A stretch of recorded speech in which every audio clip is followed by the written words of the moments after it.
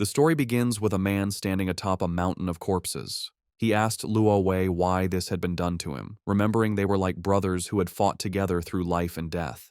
Luo Wei reminded him of the beginning of the calamity. Monsters emerged from strange spatial rifts, sowing chaos everywhere. Over time, these rifts were named dungeons, and those who came into contact with them gained mysterious powers known as classes. For this reason, the class core was formed to conquer the dungeons, and they advanced triumphantly. Luo Wei began to stare intently at the protagonist, revealing that this was precisely why he had to be eliminated. The man had become uncontrollable. Powerful class users could easily disrupt the Empire's order, and he, having surpassed even the triple S rank, was the most dangerous enemy of all. Supreme power had to remain in the hands of the royal family, as only then could the Empire remain stable. With eyes gleaming with rage, the protagonist questioned if this was an excuse to slaughter his family and comrades. With malice in his eyes, Luo Wei clarified that he was doing this for the stability of the Empire. Just before the protagonist could take another breath, Luo Wei triggered a powerful explosion, revealing that he had tampered with his armor long ago.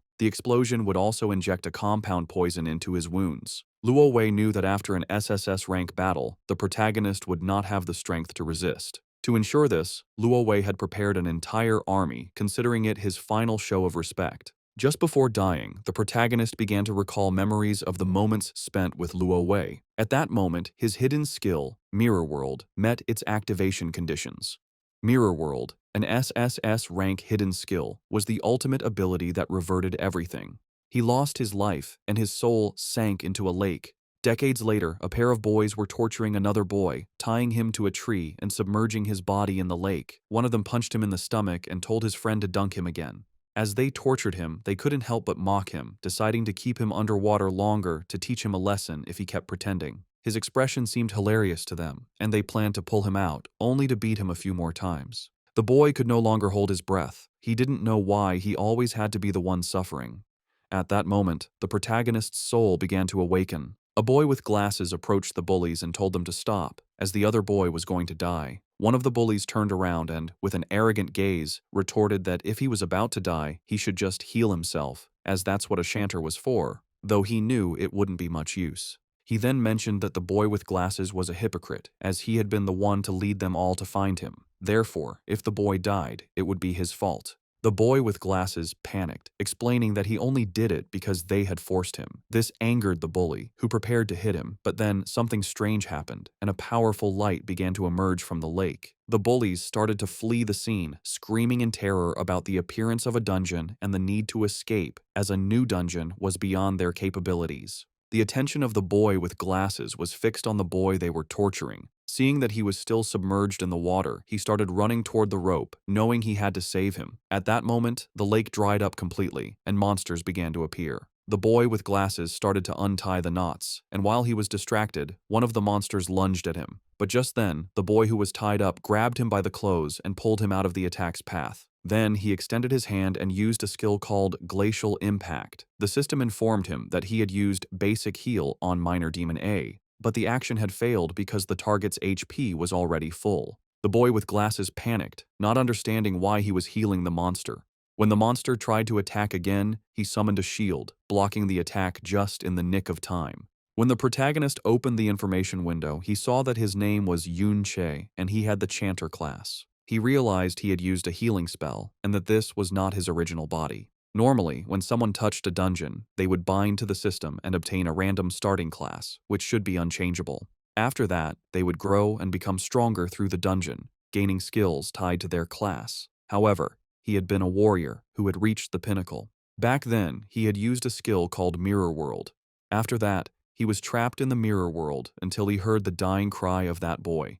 He finally realized that he had been revived in that boy's body. This was not exactly a happy thought, but he still thanked the boy for giving him a chance at revenge. The boy with glasses informed Yunche that the monsters were surrounding them and asked for immediate help, as he could only handle 3 at most. The protagonist knew his body was too weak. Even these small enemies were beyond his capabilities. At their speed, he couldn't even run. Opening his skill window, he realized they were all useless. Basic Heal restored 1 to 4 HP to a target, and Entangling Vines summoned vines to immobilize a single enemy with a low success rate.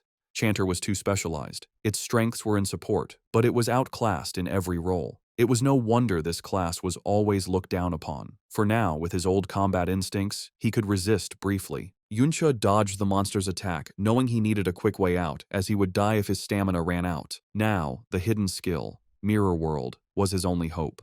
The protagonist dodged an attack without knowing how the skill worked and then touched the monster, but the skill failed as the conditions were not met. He didn't know if his level was too low or if it needed a real mirror. When he used the skill on the monster again, it failed once more due to his level being insufficient. Noticing this, he concluded that Mirror World needed a reflective surface to activate.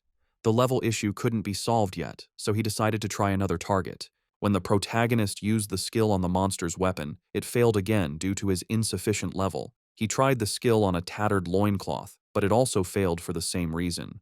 The boy with glasses panicked and told him to stop wasting time with his useless skills, as he couldn't hold on much longer. A burst of energy descended from the sky, and a monster called a malformed overlord, level 10, appeared. The boy with glasses knew they were dead. An elite monster like this required at least level 10 to be defeated. Several more bursts of energy began to descend from the sky, and his eyes widened in fear, causing him to fall to the ground. Hundreds of fierce monsters appeared before them. While the protagonist was busy using his skill, the monsters began to charge toward them. Yunche couldn't even use his skill on rocks, wondering if the level gap was too large. Then, the protagonist decided to use his skill on Xiaoji's makeshift barrier, but the system informed him that it had failed, as the skills of others could not be reversed.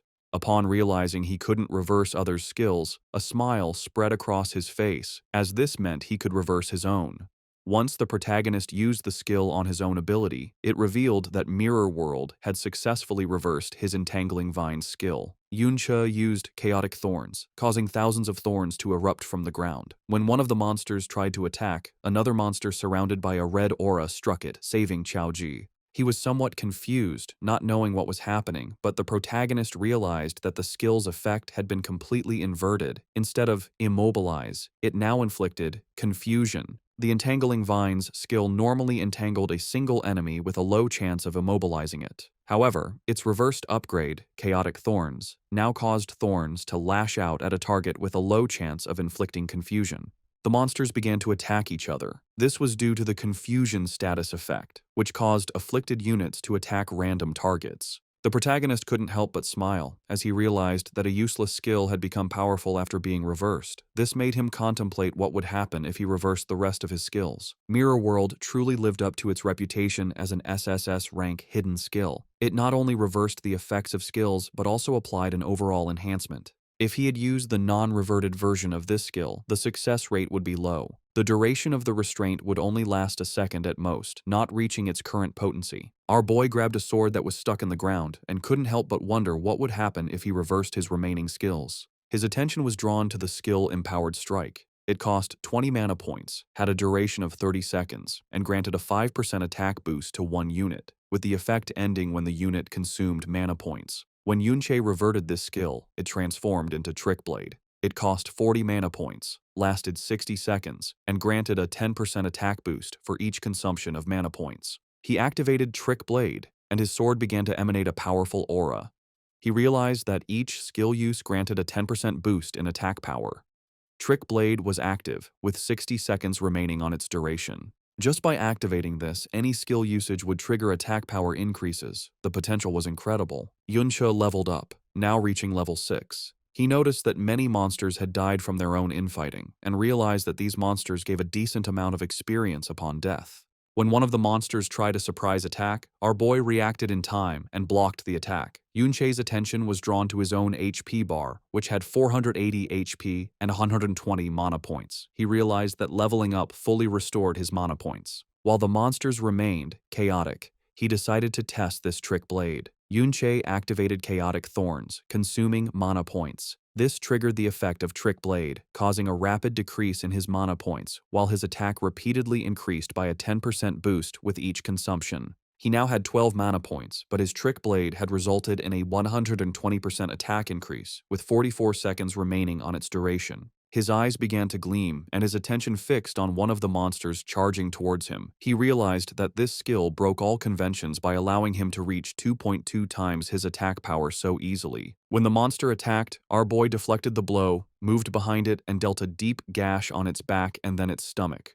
Xiaoji was in shock. He couldn't believe this was Yunche, observing his movements. He wondered how a level 5 chanter could have such capability, and since when did chanters possess such skills? Our boy continued to fight the monsters, killing them one by one. With his level 6 stats, 120 mana points, and 1 mana point regeneration per second, he realized he could theoretically reach 2.3 times his attack power. In an instant, he defeated a level 11 monster and couldn't help but smile. He realized his current strength could barely handle these level 11 elites. At that moment, a hand emerged from the ground. Yunche's attention was fixed on it as a level 21 monster called Battle Fiend Chimera emerged from the ground and began to roar. It turned and massacred the smaller monsters in a single move. Xiaoji's eyes filled with fear, while on the other hand, our boy felt somewhat surprised to see a hidden level 21 boss in this dungeon. The boss began to charge toward our boy. When he tried to use Chaotic Thorns, the skill failed as the monster was immune to chaos. Just before the monster could attack, Xiaoji stepped in front and summoned his shield. Yunche felt somewhat surprised, and not long after, he began to see someone familiar.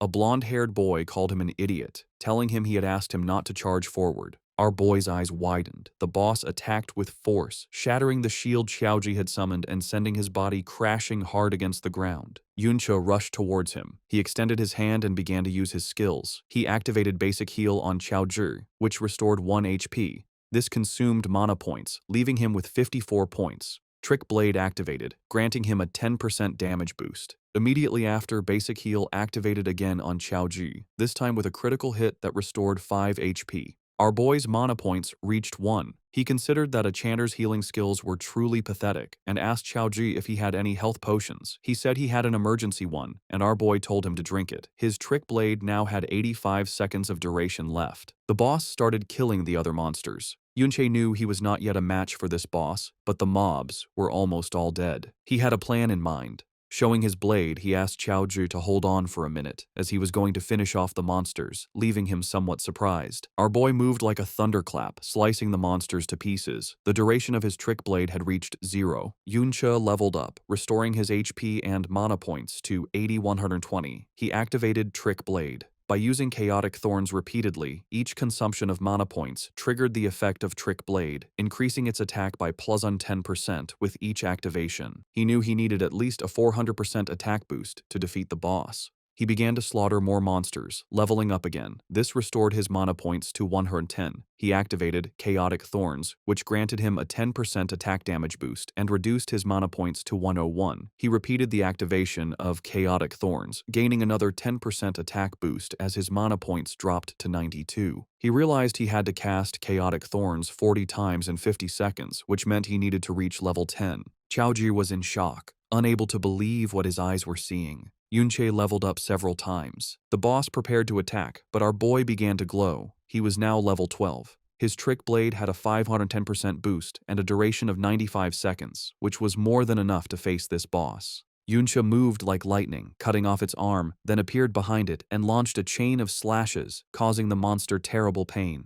Just before it had time to react, our boy sliced its body to pieces. In the blink of an eye, he had defeated a level 21 boss that had over 10,000 HP. After killing this boss, our boy gained 3 levels, now being level 15. Xiaoji was in shock and didn't know if he was dreaming, wondering if a level 5 chanter had just solo cleared an entirely new dungeon. Now that the dungeon lord had been defeated, the dungeon was cleared. He approached and asked Yunche if it was really him. The monsters dropped items, and the system prompted our boy to collect them. He wanted to know how our boy had suddenly become so strong. Our boy began to recall his past, and upon seeing Xiaoji's face, he asked what his relationship was with Xiao Benben. Xiaoji was in shock, as he didn't know how Yunche knew his great-grandfather's nickname. Yunche was somewhat surprised to learn that he was actually the great-grandson of Xiao Benben. He began to remember Xiao Benben, and his eyes filled with sadness as all the people he knew had been killed by Luo Wei. Just before he could ask more about Xiao Benben, Xiaoji averted his gaze and mentioned that it wasn't necessary to talk about him at that moment.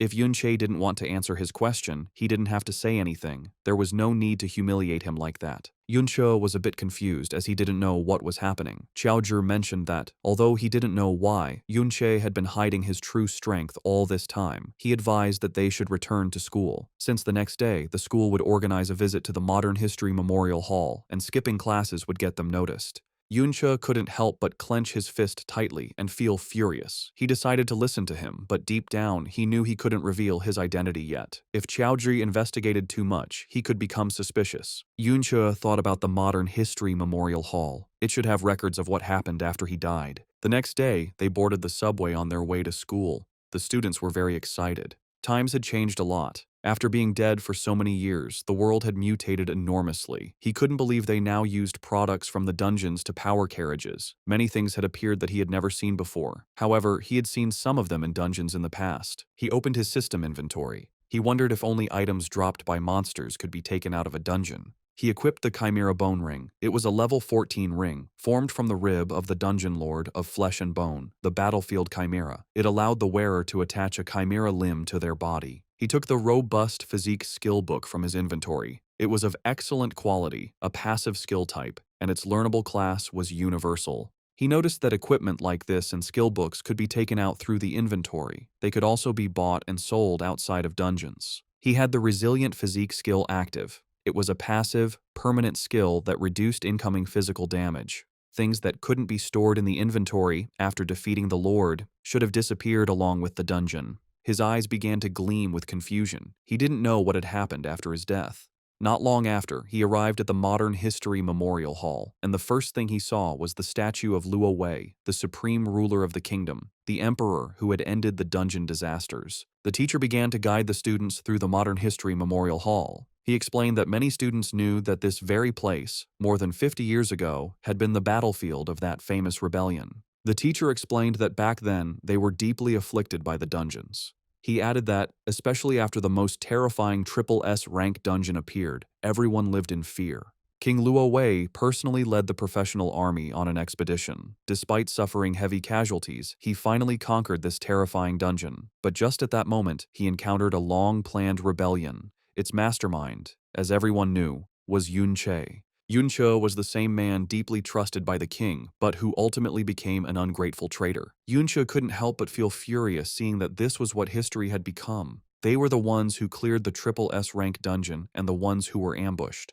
The teacher clenched his fist, mentioning that they couldn't imagine the pain of being betrayed under such circumstances. But their king overcame this sorrow and fought with blood and courage. Finally, with the help of the hero Ding Kun, he successfully suppressed the rebellion. Yunche's eyes filled with curiosity upon hearing the name Ding Kun. He wondered if such a person existed. The bullies who had been torturing Yunche in the lake appeared and felt somewhat confused to notice that they were still alive. They wondered how this was possible since he and Qiaozhi had been dragged into the newly formed dungeon. One of the bullies mentioned that the dungeon had been cleared. He thought that for a new dungeon to be cleared so quickly, a master must have been nearby. According to him, they were incredibly lucky to have found that master. Our boy's attention fixed on them, realizing that they were the bastards who had been torturing the owner of his body. Everyone began to approach Ding Shu to find out what he was talking about, reacting with total disbelief. They wondered if he had really encountered a new dungeon and, more shockingly, if he had survived a disaster within it.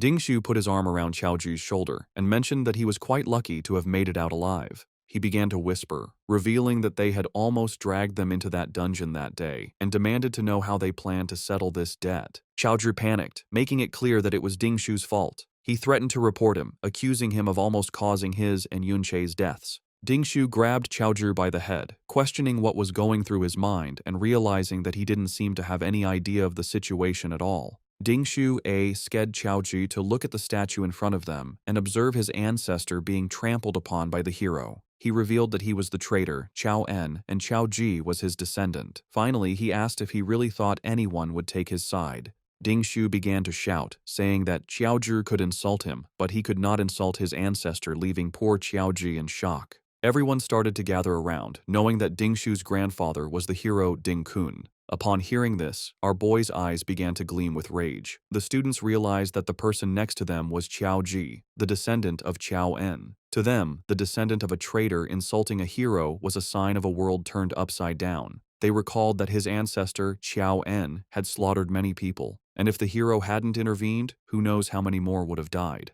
Ding Shu began to feign, making it clear that he didn't care what he said about him behind his back, but he couldn't allow him to insult his ancestor to his face. The teacher approached Qiaozhi, placed a hand on his shoulder, and asked him to apologize. He told him that, as his teacher, he had always been fair and reminded him that the hero had forgiven his family in the past. He concluded that, even if he didn't feel gratitude for this, he had no right to defame him. After saying this, the teacher left. Dingshu placed a hand on his head and revealed that if he gave him a beating in public, people would only cheer him on. No one was going to help a vicious dog that was being beaten, and besides, Chaoji was a particularly despised dog. He grabbed Chaoji by the hair and asked if he really believed that he, the descendant of a hero, could be wrong. He prepared to hit Chaoji, but at that moment, someone kicked him in the face, sending him to the ground. Chaoji's eyes widened in surprise. It was Yunche, his eyes glowing with rage. He questioned if the hero's family didn't have time to discipline their brats. The students started recording, wondering if it was really Yunche. They commented that he seemed like a completely different person and couldn't believe he had dared to strike Dingshu. According to them, he was crazy, and some remembered he was only level 5, the weakest in his class, so they wondered what had happened to him to make him dare to hit Dingshu. He had no parents and had always been too gloomy to have friends, so they thought he had lost his mind. Dingshu wiped his cheek, making it clear that Yunche was just a punching bag who should be grateful that Dingshu wasn't coming after him. He couldn't believe he had still dared to attack him while he wasn't paying attention.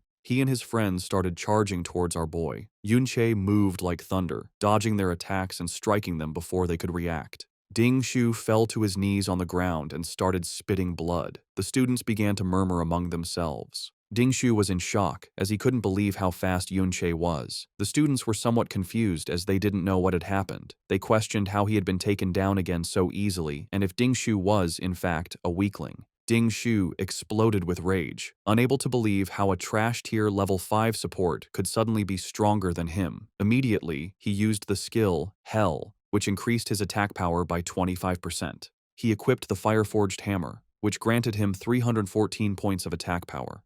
He thought Yunche had just gotten lucky and, without wasting another second, he lunged at him. Our boy moved quickly and, taking advantage of the opening, punched him in the jaw. He was using the skill Blade of Trickery, which increased his attack power by 80%. Dingshu was in shock. Our boy kicked him, sending him crashing hard to the ground. The guard arrived and, seeing Yunche stepping on Dingshu, asked if there was a healer. The students were in shock seeing how fast Yunche was. They remembered he was only level 5. Even the blonde girl and her friend were in shock. The guard made it clear that fighting was forbidden inside the hall due to the risk of damaging something, and then asked the teacher why he couldn't control his students. The teacher started walking towards Yunche. He had not only insulted a hero, but had now also dared to assault his descendant. According to him, Yunche was shameless. The teacher unsheathed his sword, and Yunche's attention fixed on him. Our boy used the ring, and when the teacher tried to attack, his sword shattered into pieces, leaving everyone in shock. Yunche mentioned that they should set aside the discussion of who was shameless for a moment. He pointed out to the teacher that, although he claimed to be fair, he seemed to have only listened to Dingshu's side of the story, and he questioned him directly, asking if he was trying to curry favor with his family. The teacher told him to stop talking nonsense, and then his gaze fixed on our boy's ring. He wondered what kind of equipment it was, since, although he hadn't used his full strength, it had managed to block his attack. As a powerful aura emanated from his body, Yunche clarified that it was just a casual comment and added that he didn't believe the teacher was that type of person. The students were in shock as they couldn't believe Yunche had even been able to block the teacher's attack. The teacher promised that he would thoroughly investigate the cause of this conflict.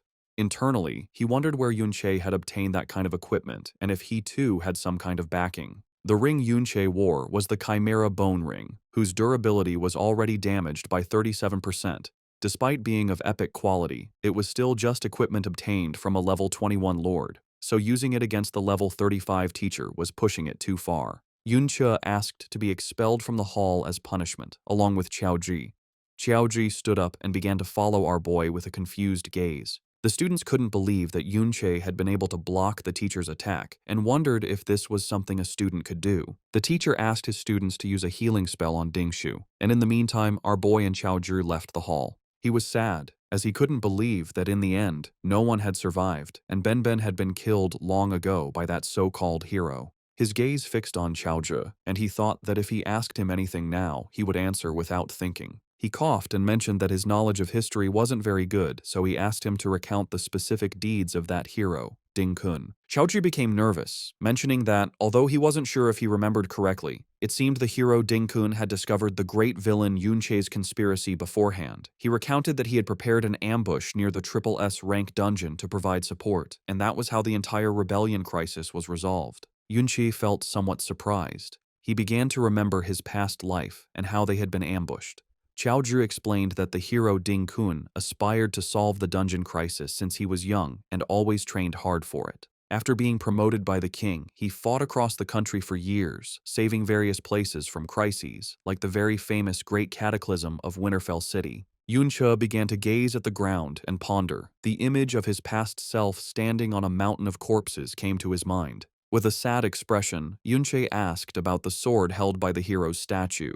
Chaozhi explained that it was the Flowing Cloud sword, and added that, as the story went, it was the sword the hero had used to execute the traitor Yunche. It was a top-tier piece of equipment. Yunche's eyes began to glow with rage, as they had not only stolen his glory and achievements, but had even taken his sword. Then he decided that he would kill Ding-kun first. Outside the Ding family compound, several high-level warriors were patrolling. Suddenly, the eyes of one of them began to glow as his attention was drawn to something. Not far away, he saw Yunche and Chaozhi slip into an alley. He decided not to pay much attention, thinking they were just passing through the area. Noticing how alert the man was, Yunche wondered if he was a wanderer with a scout skill. Chaozhi suggested to Yunche that they should just leave. He argued that there were too many guards and that even if they managed to sneak in, the moment Ding Shu returned, they would be done for. Although he wanted to go and directly kill that hero, Ding-kun, he knew it wasn't possible. According to Chaozhi, Ding-kun spent all his time in a high-level dungeon. Unlike in his past life, one could not freely enter and exit dungeons now. The high-level ones were all guarded by the military, and a special pass was needed to enter. However, he was sure that Ding-kun's family must have such a pass in their home. Our boy asked if it was necessary for their family to keep so many guards, considering they were just one of dozens of branches descended from Ding-kun. Chaozhi revealed that, after all, they were descendants of a hero, and that they also had a dungeon within their property. Our boy's eyes widened in surprise to learn that they had a dungeon at home. Chaozhi mentioned that low-level dungeons had long been bought and sold privately, but this was not something that people without power and influence could even dream of. Ding Shu had guards with him all the time, so he could farm monsters and level up whenever he wanted. In contrast, ordinary students like them could only do so during the school's dungeon practicals, where they even had to fight over the monsters. Yunche realized that this era had changed a lot and questioned if this didn't mean that the richer and more powerful one was, the higher their level would be. Chaozhi nodded, revealing that an ordinary person usually graduates from school between level 15 and 20, and since many no longer have access to dungeons after that, they remain stuck at that level. If one got a job related to dungeons, like a miner or a ranger in a national dungeon, they might reach a level close to 30 by middle age. In contrast, guards like those at Ding Shu's house could take advantage of their family's dungeon, allowing them to be around level 30. To reach a higher level, one generally had to be recruited by the army or enter an official organization, such as a guild or a military academy, through school assessments. Only then could one access higher-level dungeons and reach higher levels. Our boy knew that if he wanted to become stronger, that pass was essential. Chaozhi suggested they just leave, arguing that the level gap was too large and that no matter how skilled he would be no match for those guards. Yunche was aware that his current strength was far from enough to kill that hero, let alone the Supreme King Luo Wei, who was under layers of protection. However, he knew that the scouting skills one could learn around level 30 were generally small area skills like Eagle Eye, Enhanced Hearing, or Krat Spirit Summoning. These were not enough to cover the entire mansion compound 24 hours a day. Besides, this wasn't a life-or-death dungeon, and most of the guards were very complacent. He concluded that it was more than enough for him to get in. Chaozhi panicked. Yunche, however, took a leap and got onto the wall, thinking that compared to the almost flawless scouting in the high-level dungeons of his past life, this was much more relaxed. Chaozhi made it clear that even if they managed to get inside a private dungeon like this, they could be killed without any consequences. Our boy grabbed Chaozhi by the shirt and asked if he didn't want to change his life. Chaozhi admitted that he did, but he had planned to do it after joining a guild. Yunche then asked if he really believed that a guild could change things for him. Chaozhi, the great-grandson of the traitor Chao En. Chaozhi's eyes filled with sadness. Our boy pulled him up onto the wall and made it clear that a person's destiny can only be changed in the present, not by betting on a what-if that even he himself wasn't sure of. Yunche was not going to pass up the dungeon right in front of him. He decided to let him decide for himself if he wanted to follow. Qiao Zhu began to sweat, and our boy pondered, wondering if the descendant would make the same choice as his ancestor. Qiaoji stood up, as he simply couldn't let him go to his death. Yunche told him not to make a sound, explaining that there were no traces of a summoning-type scouting skill in this area. Therefore, as long as they kept their voices down, avoided their line of sight, and seized the right moment, they could easily get in. Yunche grabbed Qiaoji and, following his plan, they managed to enter the Ding family compound. Qiaoji's attention was fixed on a dungeon that unfolded underground. They entered the dungeon and saw two monsters, one level 6 and the other level 8. Our boy noted that the level was slightly higher than in the previous dungeon, but the number of monsters was not as high, probably because Ding Shu's family killed them regularly. Our boy mentioned that there were only two small mobs and asked him to go and give it a try. Qiaoji couldn't help but feel scared and refused, stating that there was no way he could beat them. Our boy forced him to fight. The monsters attacked, and he summoned his shield to defend himself, still unable to believe that Yunche trusted him to win. Qiaoji grew nervous and thought he shouldn't have come. Now he wanted to go home. Yunche suggested he try fighting back, but Qiaoji asked how he was supposed to find an opportunity to fight back. Yunche assured him that he was watching and nothing bad would happen.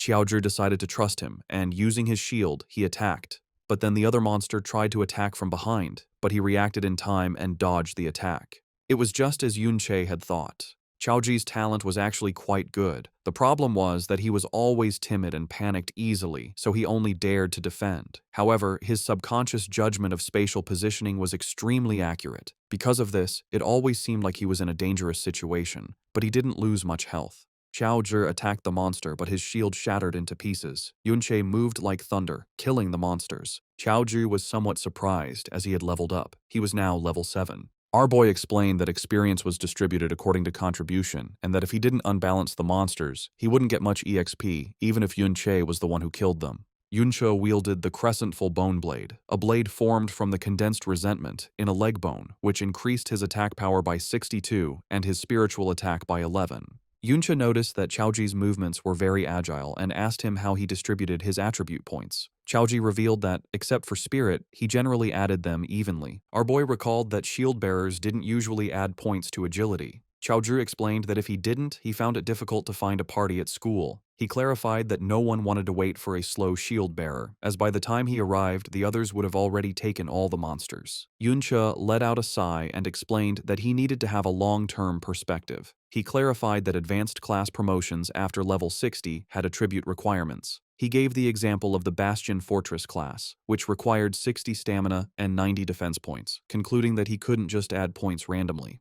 Qiaoji mentioned that the highest an ordinary person would ever reach in their life was level 40-something and wondered how he could even think about level 60, as that was S rank. Our boy placed a hand on his shoulder and, with a smile, told him that from that moment on, he could start thinking about S rank, or things far beyond S rank. That said, he also needed to start planning his own class advancement. He reflected that his support class had only been revived thanks to the hidden skill Mirror World, and that, if nothing unexpected happened, he would probably change to another class. He was in shock as he realized something stunning. His Mirror World skill could be leveled up. In the Ding family's private dungeon, Yunche fought monsters with surprising speed. His Trick Blade skill boosted his attacks, but it ended just as he hit a level 17 zombie greed demon. The monster, still alive, showed Trick Blade's power, but also its limits in long fights. Yunche's mana and stamina were low. The monster died, confirming his body couldn't handle extended battles. The fight yielded huge rewards.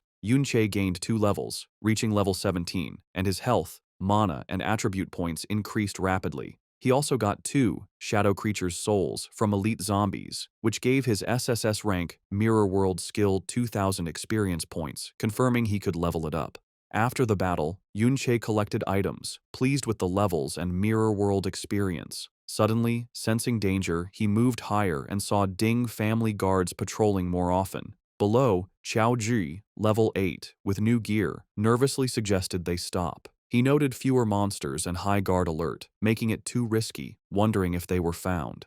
Yunche agreed. Fighting now would be too hard, requiring constant guard watching and careful Trick Blade use. With his current power and increased security, the risk was too high. Yunche looked at a new skill book, Brick Spell, which created mana bricks. When reversed by Mirror World, it became Void Technique, making small objects intangible. He realized not all reversed skills were for combat. Some had subtle non-fighting uses. Yuncha checked his Mirror World skill. It needed 30% more experience to level up. Standing on the cliff, he thought about the amazing power its reversal gave him, even at its basic level. He felt more determined, imagining how much stronger he'd become when it leveled up. With glowing eyes, Yunche made a new plan.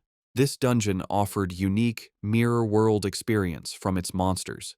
He figured killing the boss could level up the skill to level 2, a reward too good to miss despite guard risk. They moved quietly through the cave, hiding behind rocks, as guards used detection skills more often, making their position risky. Yuncha cautiously peered ahead and saw their target, a massive, shadowed figure on a throne, bound by thick, glowing purple chains at the top of stairs. Many guards protected it.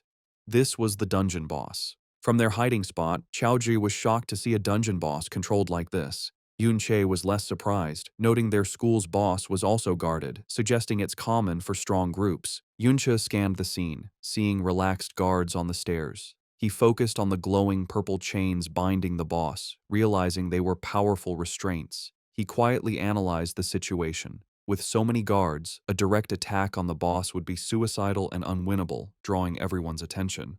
Yunche knew he couldn't kill the boss with all the guards, but he saw an opportunity. A guard wandered off alone. He decided to take them out one by one. Covering his face, he used Trick Blade, 150% attack boost, and ambushed the guard. The ambush worked perfectly. The guard was instantly crippled and fell as Chaoji watched. Yunche stood over him with a dark presence, telling him to talk, to get information. Terrified, the guard begged for his life, offering any information, admitting the Ding family didn't pay him enough to die for them.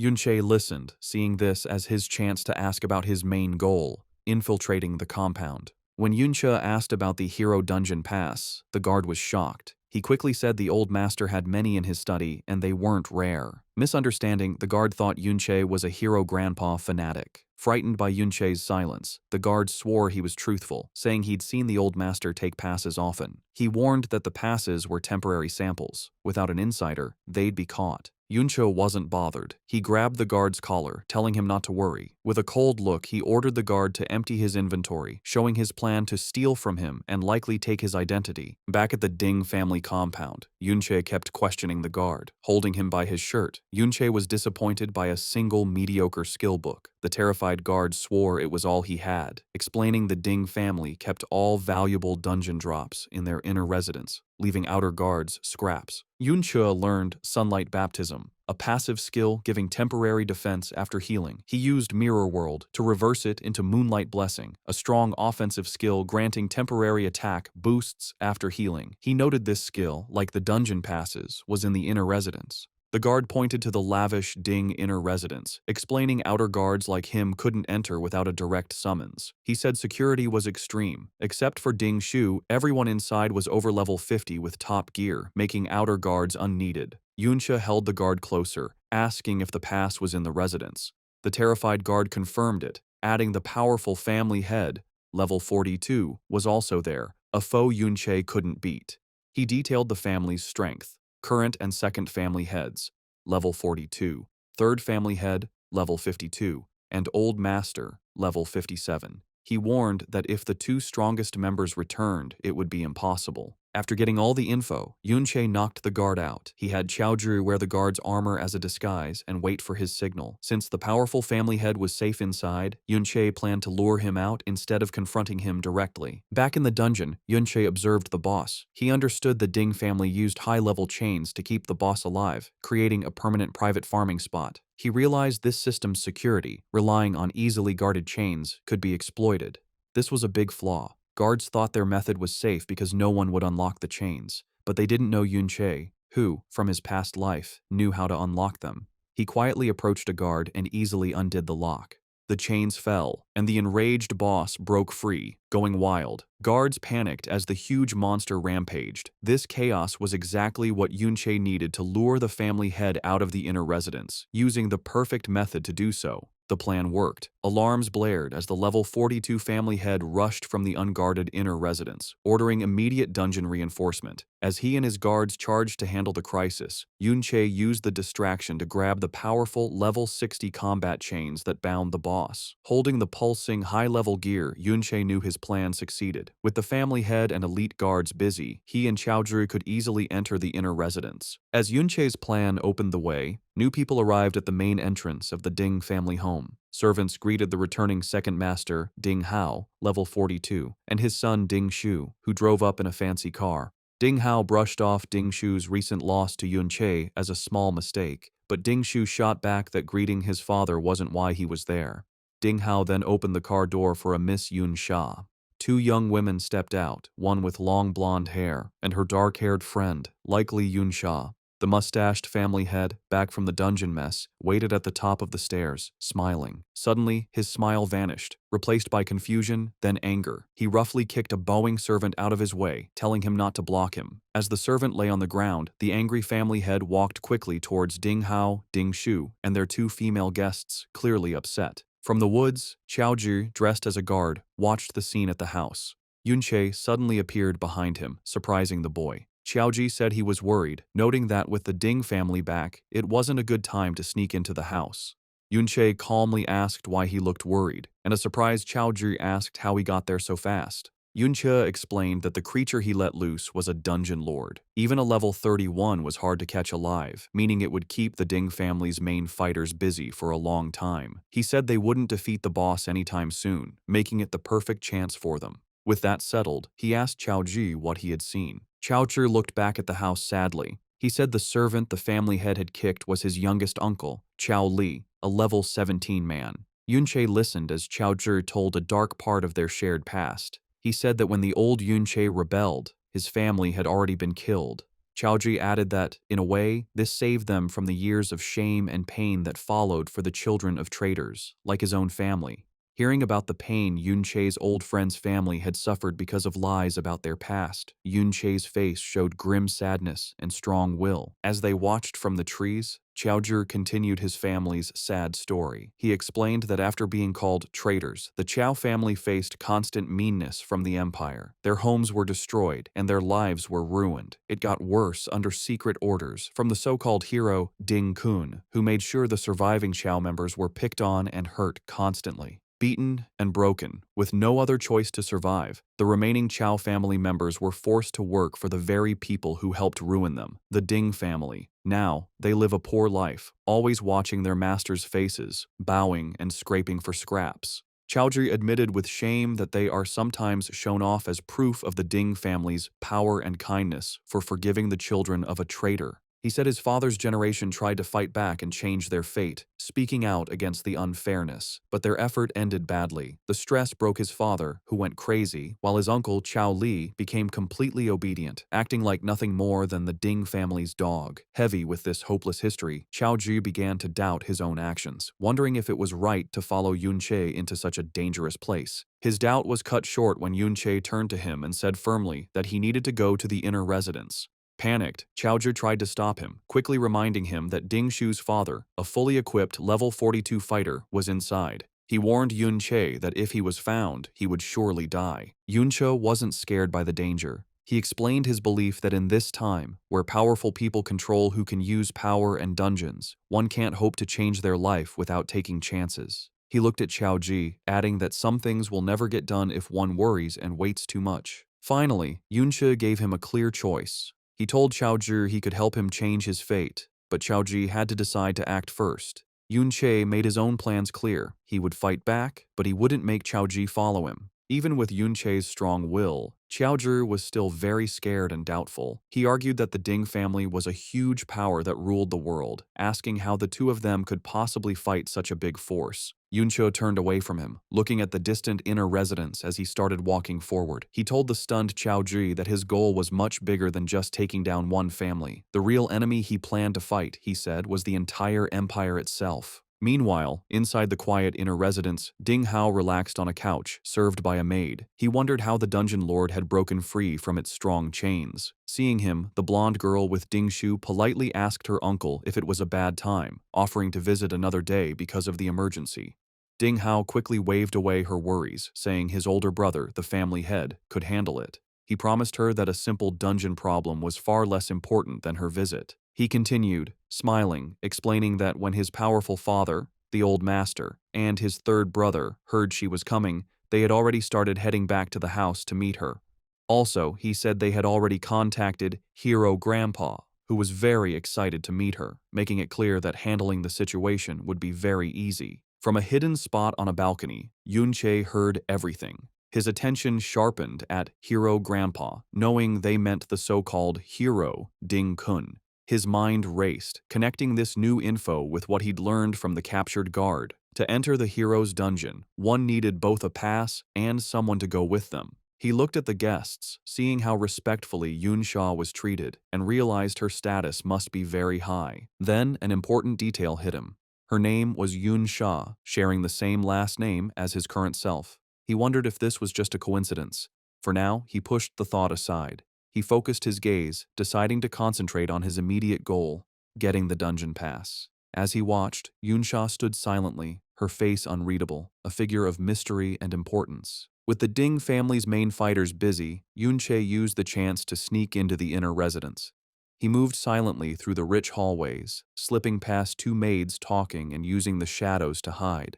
He went through the richly decorated halls, moving deeper into the mansion towards his goal. Meanwhile, outside the dungeon, the problem was solved. The family head, Ding Yi, level 42, and his forces stood before the now defeated dungeon lord. Ding Yi looked at the situation, deciding the creature had been let loose on purpose. He was bothered, though, because they couldn't find who did it. He figured that taking such a big risk couldn't have been just for one piece of good equipment like the chains. Determined to protect his home, he ordered his guards to surround the inner residence first. His main concern was his important guest. He couldn't let anything scare the young lady. Inside the study, Yunche started his search. He went to the desk the guard had told him about, but was at first annoyed to find the drawers empty. Remembering his new non-fighting skill, he used phasing, the reverse of brick spell. This let his hand go through the solid wood of the desk, showing a hidden spot inside. He found a drawer full of books and journals. He pulled out the items, his eyes first landing on what looked like a diary.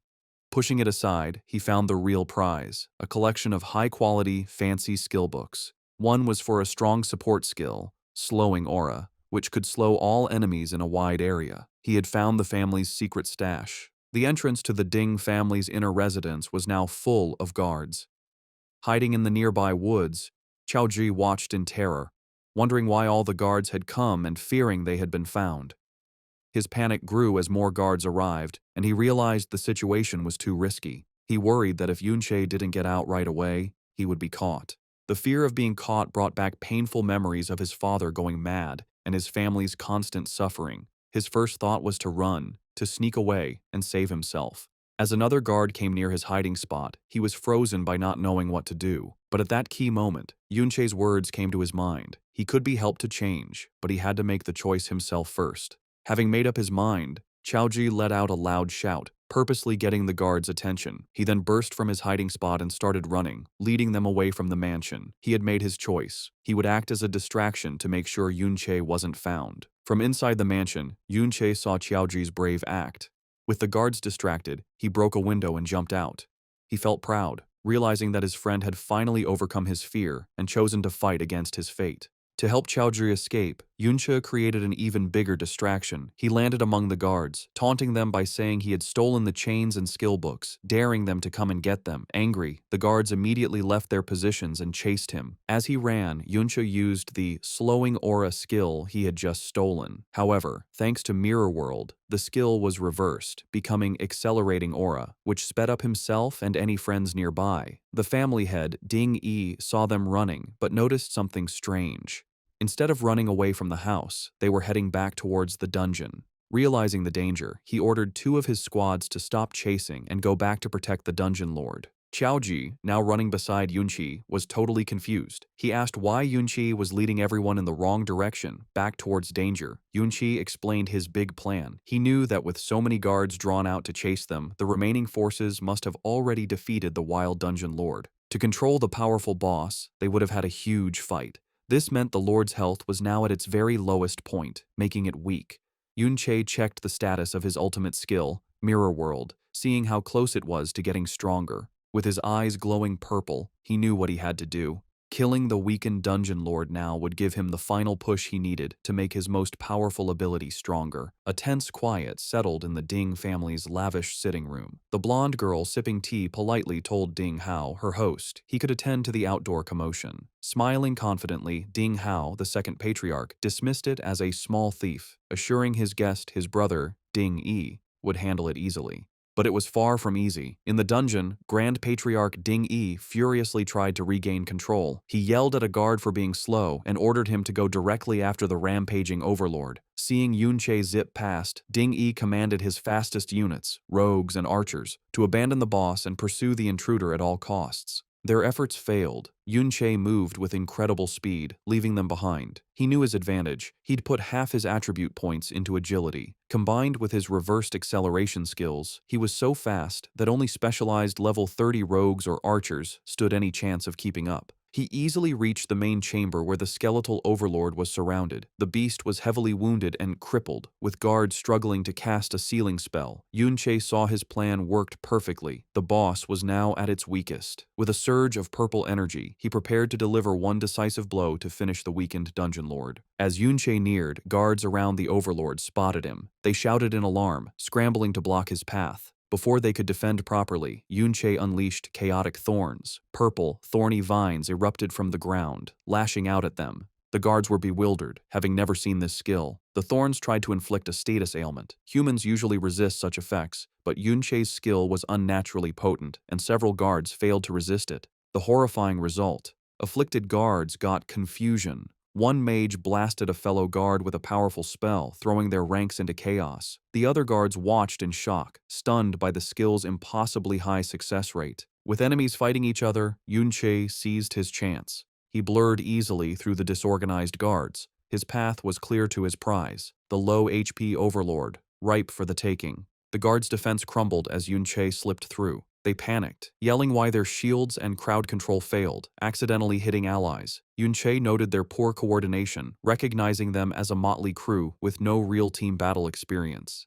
He mused that long peace had made them soft, leading to their downfall. A guard captain tried to rally his men, insisting that if they could pin down the intruder, he'd be dead. Just then, First Patriarch Ding Yi arrived, commanding his men to hold Yunche. The level 42 warrior, in fiery gear, declared he'd deal with the intruder personally. With his blazing weapon, he leaped, preparing a devastating attack on Yunche. Yunche watched the Patriarch's approach, readying himself. With a dismissive sound, he decided to face the attack head-on. He pulled out the level 60 combat chains he'd stolen. Though too low-level to fully equip, he knew their immense durability remained. As Ding Yi's fiery attack descended, Yunche used the chains as a makeshift shield, successfully blocking the powerful blast's full force. Yunche cleverly turned Ding Yi's powerful attack to his advantage. Instead of just blocking the fiery blast, he used its immense impact to propel himself backwards like a cannonball, shattering the magical seal guards tried to maintain around their boss. He landed perfectly before the crippled dungeon lord. With a final taunt, he cheekily thanked the enraged patriarch for the ride. Before guards reacted, Yunche declared he'd steal the overlord's experience. He unleashed a powerful finishing blow, striking the weakened beast and ending its life. The payoff was immediate and huge. Yunche gained a staggering 3 levels instantly, jumping to level 20 and receiving 9 new attribute points. Most importantly, the Dungeon Lord's massive experience maxed out his hidden skill, Mirror World. A system notification confirmed the skill was upgraded, finally reaching the coveted level 2. Seething with rage after his kill was stolen, First Patriarch Ding Yi screamed in fury and charged Yunche with his fiery axe. Following his lead, the remaining guards rushed forward, determined to capture the audacious intruder who stood calmly before the massive dungeon lord corpse. But Yunche was unafraid. He focused on his spoils, the new power his ultimate skill gained at level 2. As Ding Yi's powerful attack was about to connect, it passed harmlessly through a shimmering image of Yunche, who then vanished. The guards stopped, confused by his sudden disappearance. Yunche found himself in a completely new place. The world had transformed into a silent, crystal, blue-green version of the dungeon. He activated a new ability of his hidden skill, Mirror World. In this strange dimension, he saw ghostly, clear versions of Ding Yi and other guards, unaware of his presence. A timer showed his mirror walk, would last almost 30 minutes. He realized with excitement that he could now enter the very world inside the mirror. Inside the strange blue-green world, Yunche started to use his new power. He saw that everything was a perfect mirror image of the real world, flipped left to right. At first, he thought the ghostly shapes of the guards were just tricks, as his hand went right through one. But when he touched the crystal-like ground, he found it was solid, realizing this place was more than just a trick. His exploration led to an amazing find. He picked up a solid crystal piece from the ground, and a message told him he had a mirror shard that, importantly, could be taken out of this world and into the real one. This was a big deal for Yunche. He understood that with his mirror world skill, now at level 2, he could bring real objects from this other world into his own. Wondering what else had changed with the skills upgrade, he checked his system screen. He saw a completely different list of skills, showing many powerful reversed abilities like invisibility and force field cage, but most of them were marked not activated, which confused him. A message quickly explained that these skills were for base skills, not yet learned. He then understood the full power of his new ability. The list showed the reversed forms of all skills he could learn. He now knew that to use any of these strong abilities, he first needed to find and learn their normal versions in reality. The skill reversal he used at level 1 was just a simple, basic part of his ability's true power. As he looked through the exciting list of future powers, he realized this changed everything. He could now pick strong skill pairs and plan his whole class path ahead of time, knowing exactly what powerful reversed forms he would get.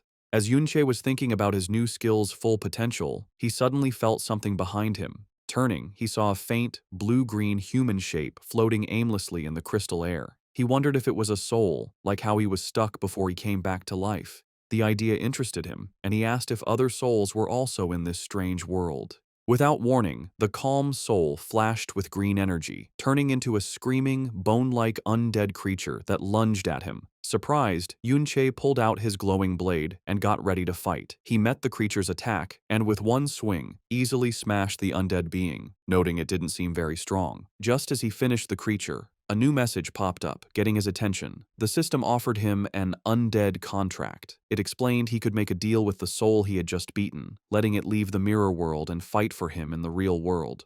The contract also said the soul's highest level would always be the same as his, and he could have 20 such contracts. This unexpected event made Yunche think about what this new power could do. Yunche thought about what his new power meant. He now understood that after beating an undead creature in the mirror world, he could make a deal with its soul and bring it out into reality as a powerful fighter. Holding the mirror shard he had made real, he knew his ability wasn't just for things like stones. The level 2 upgrade to mirror world was a real game changer, letting him bring not only items, but also an army of undead from the mirror world into the real one. Looking at the huge crystal landscape full of possibilities, he found the idea interesting. Back in the real world, things were messy. With its lord defeated, the private dungeon had vanished, leaving a stunned and confused army of guards. They couldn't understand where the intruder had gone. One captain frantically asked how he just vanished, wondering if it was a high-level rogue's stealth skill. A rogue expert quickly said no, explaining their stealth had clear limits and couldn't make someone disappear so perfectly. The lack of answers made another captain angry, and he grabbed the rogue, demanding to know how the intruder could have escaped with so many of them there. The first patriarch, Ding Yi, was even angrier. Having lost his valuable private dungeon, he took his anger out on one of his men, grabbing the man's face and yelling that if they couldn't find the person responsible, they would have to pay him back for the loss. Meanwhile, Yunche's time in the mirror world was ending. As his mirror walk timer counted down, he wondered where he would show up again. Would he go back to his first spot, or were there other rules for leaving the mirror world? He got his answer a moment later when he appeared back in the real world, in the exact same spot where he had vanished. The angry Ding Yi spotted him right away, and without thinking, roared for his men to get him. Facing the new attack from the Ding family's fighters, Yunche stayed perfectly calm. He held up a hand, a swirling green light glowing in it, as he told them not to be so fast. He said that after being ganged up on for so long, it was time for him to do the same. With that, he used the power he had just gained from the mirror world. A flood of spooky, skeletal warriors burst out, forming a scary undead army that rushed towards the shocked guards. The guards reacted with pure terror, their attacks slowing as they questioned what these ghost-like figures were, wondering if they were actual ghosts. The first patriarch, Ding Yi, tried to calm the growing fear. He yelled at his men not to panic and said the creatures were just undead monsters he had seen many times before. One of the guards fought a skeletal warrior, getting ready for a tough fight. However, he was surprised to see a health bar appear above the creature. It was an undead skeleton warrior, and it was only level 20, the same as Yun Che. Despite this, the fear was strong. Ding Yi's face twisted with rage at his men's continued hesitation. To get them to fight, he promised a bonus to everyone if they attacked and caught the intruder. The idea of a reward seemed to make them brave again.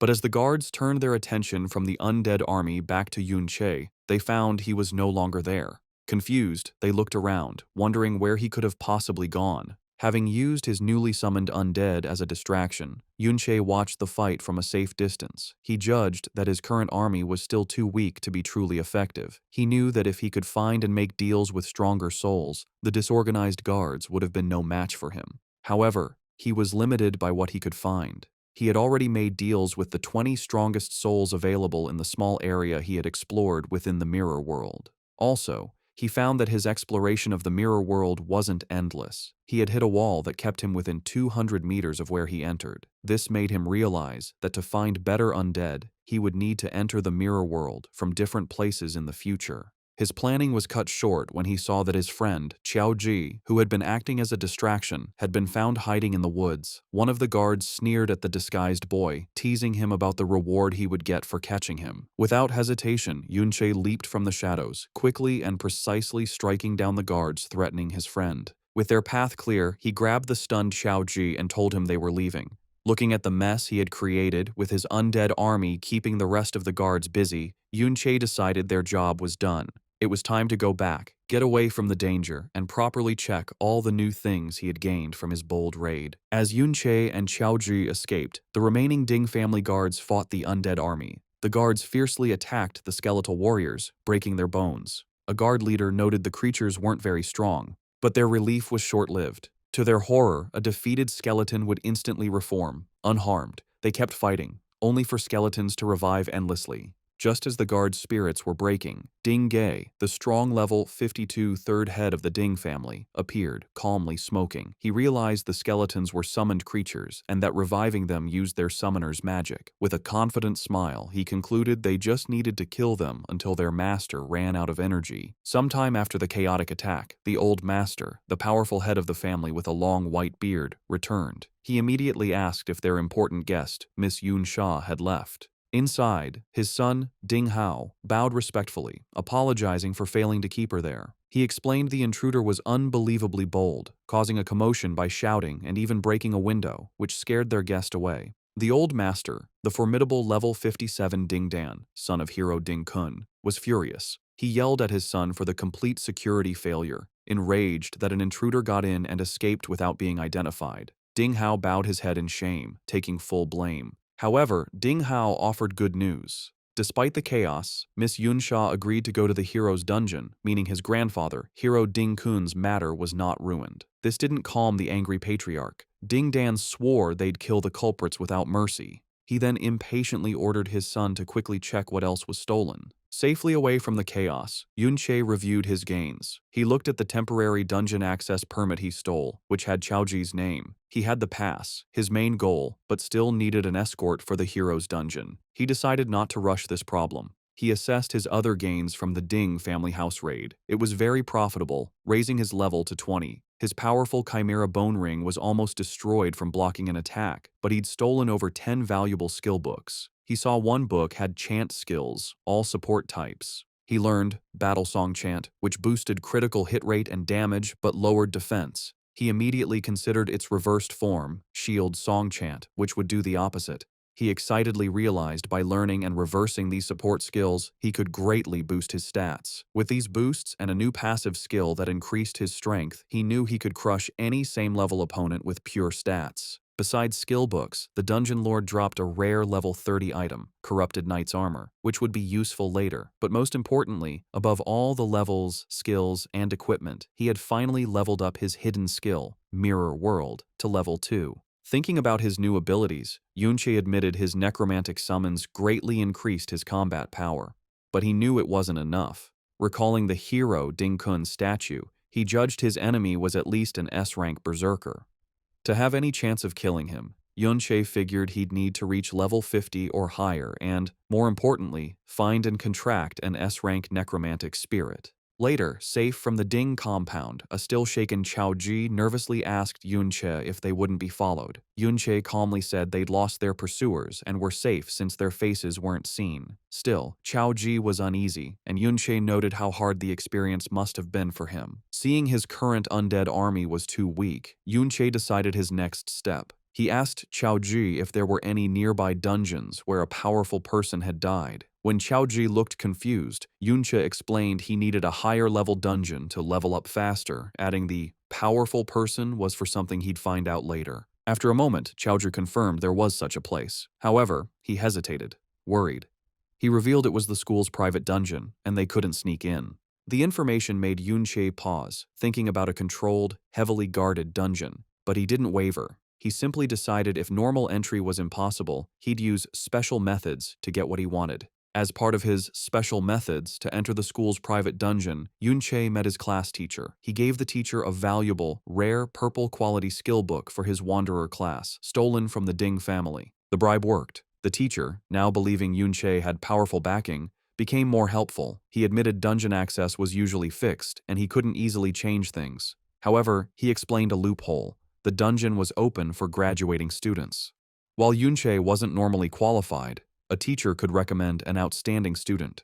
Convinced of Yunche's outstanding potential, he promised to get him a spot. The plan succeeded. Yunche joined students entering the school's valiant dungeon. Other students were determined or flattering. One grimly noted it might be his last chance to level up, while another thanked the hero. As Yunche walked past the glowing portal, he felt a strange unease, sensing something was wrong with this dungeon. The teacher enthusiastically explained it was where the hero once fought, and traces of his power might remain inside. Nearby, Chaoji listened grimly. He horrifyingly realized the valiant dungeon was where, according to the Empire's fake history, hero Ding Kun valiantly killed his great-grandfather, traitor Chao En. Knowing the dark truth, Chaoji hesitated. He struggled, wondering if he should tell Yunche what he knew about the dungeon's true history. As students gathered at the dungeon entrance, the teacher gave a final warning. It was a high-level dungeon, and they must be careful within their limits. He then singled out a red-haired student in armor, Little Z, telling him to look after Yunche and Chaoji. Little Z was clearly annoyed, complaining he couldn't focus on leveling up if he had to babysit. Another student pushed him forward, telling him to stop complaining as the dungeon was open. Grumbling about why younger students were allowed, Little Z entered the dungeon with the others. He condescendingly ordered Yunche and Chaoji to stay back and not cause trouble, threatening to abandon them if they were a burden. As the group went into the vast, purple-lit interior, Yunche silently assessed his surroundings. He noted it was supposed to be a level 20-40 dungeon. However, his instincts from his past life screamed something was wrong. A deep unease washed over him as he felt a profound danger that didn't fit a dungeon of this supposed difficulty. As students went deeper into the glowing purple valiant dungeon, Yunche saw Yun Yin and her blonde friend, Yun Sha, inside. He wondered how they, as younger students, were allowed. Little Z, assigned to watch Yunche, also saw the girls and pointed them out to another armored student. This student immediately dreamed of escorting the attractive girls. His fantasy was cut short by a taller, serious student in a helmet who smacked him, telling him to stop dreaming. This student revealed Yun Yin and Yun Sha were much stronger, both over level 30. He scoffed that they should be asking the girls for help, and the daydreaming student wasn't good enough for them. Embarrassed, the student muttered he was just talking. As the older students talked, the daydreaming boy watched Yun Sha and Yun Yin. To his and his friend's surprise, the two high-level younger students ignored them and walked directly towards Yunche and Chaoji. Yunche watched them approach, confused. He recognized Yunsha as the high-status guest from the Ding family's house. Her direct approach made him suspicious. He wondered if she knew the original owner of his body, or if she was confronting him for Ding Shu, whom he'd publicly embarrassed. Yunsha's approach was direct and friendly. Smiling confidently, she told Yunche she saw him at the memorial hall and complimented his fighting skills, adding his voice was unique. Yunche wasn't sure what she wanted, thinking she was just making small talk.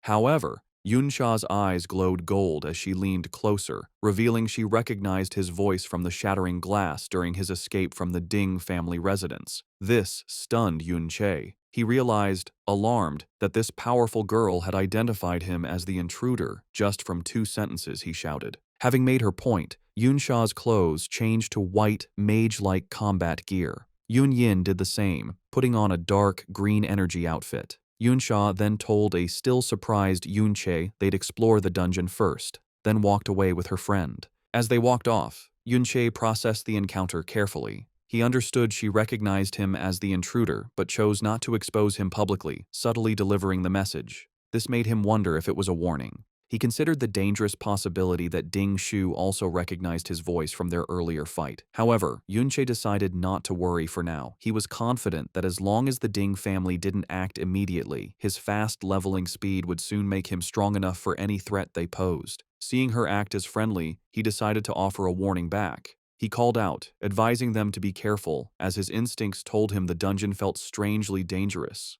Yunsha stopped and seemed to agree, telling her friend the place felt odd. She reflected that given her high level, the dungeon shouldn't feel so unsettling. With a final knowing smile at Yunche, she thanked him for the warning before she and Yunyin continued. The brief friendly talk between Yunche and the high-level girls didn't go unnoticed. The other older students watched in disbelief, gossiping about why the usually cold Yunsha was so familiar with him. Driven by jealousy, they surrounded Yunche, asking about his relationship with her and demanding an introduction. Not interested, Yunche cut off their questions, announcing he and Xiaozhi were leaving the group to explore alone. The older students were shocked by his overconfidence, warning him that as younger students, the level 20 monsters would surely kill them. To their surprise, their supervisor, Little Z, told them to let the two go. He reasoned that for Yunche to be friendly with someone as powerful as Yun Yin, his own level must be high. When others protested, reminding him of their teacher's orders, Little Zai's true motive was revealed in his thoughts. He aggressively reminded his friends of their real reason, to find precious crystals. He didn't want to share the loot, so letting them wander off was perfect. He finalized his decision by callously telling the group to ignore them, reasoning they had distress signal guns if needed. As Yunche and Xiaozhi walked away, he watched them with anger and jealousy. He couldn't understand why a plain kid got Yunsha's attention. His envy grew into dark malice. He concluded if Yunche was so overconfident, he deserved to die. Sometime after Yunche and others entered the dungeon, an angry Ding Shu arrived at the entrance. A male staff member and a woman asked him what he was doing. Filled with rage, Ding Shu grabbed the man's shirt, asking if a team had just gone inside. The staff member demanded to know what he planned to do. This fight came after a frustrating meeting Ding Shu had with his family elders. When he tried to tell them Yunche and Xiaozhi were the intruders who raided their home, his father, Ding Hao, dismissed him. He coldly told him not to blame them for his public humiliation, as he had no time for such small matters. Ding Shu strongly insisted he recognized their voices from the raid. However, Ding Ge was doubtful, pointing out the intruders were too skilled to be mere students, easily escaping many guards. Ding Ge said unless Ding Shu could prove their strength was greater than the guards, he couldn't support his claim. The family head, Ding Dan, coldly told him to leave them to their important matters. Dismissed by his family, Ding Shu had no choice but to act himself. Back at the dungeon entrance, he again confronted the staff member, declaring with crazy determination that since Yunche and Xiaozhi were inside, he had to go after them. Inside the dungeon, Yunche was fighting a tough level 20 greed demon crystal giant. The creature, made of sharp blue crystals, attacked fiercely. As Yunche dodged its hits, an even stronger enemy appeared, a level 30 greed demon crystal eye. It shot a powerful beam of purple energy right at him. Seeing the new monster's immense power, Yunche got ready for the hit.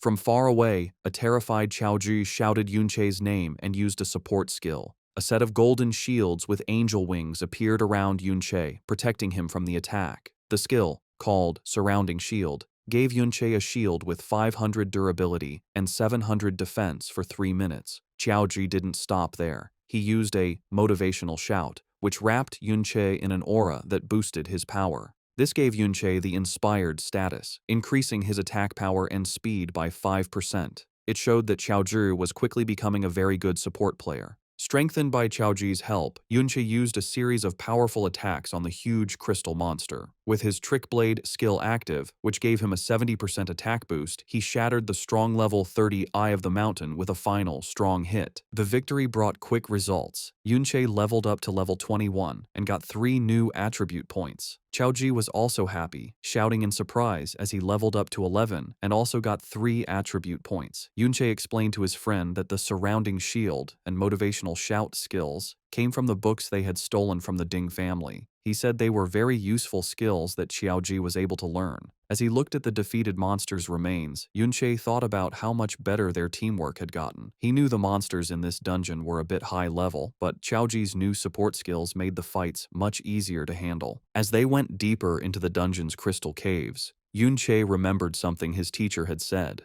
The teacher had mentioned a rare monster in this dungeon called the Obsidian Beast. He had said that killing it gave a chance to get a rare support skill book for gravitational pull. This was a big chance for Yunche because he had already seen the skill's reversed form, Force Field Zone, on his Mirror World skill list and knew it was a key skill for his future plans. But hunting the beast wasn't his only goal. He looked out at the huge, spooky landscape, knowing that this dungeon was also said to be where many powerful adventurers had died. He believed their souls might still be where they fell, giving him a chance to find and contract powerful undead spirits for his army. He hoped he could find some of these souls in the area. Suddenly he felt danger and his eyes widened in alarm. In the canyon below, a huge creature made of dark, glowing purple rock appeared. It was not alone. A whole group of these elite-level obsidian beasts was on the move, marching together through the Crystal Pillar Canyon.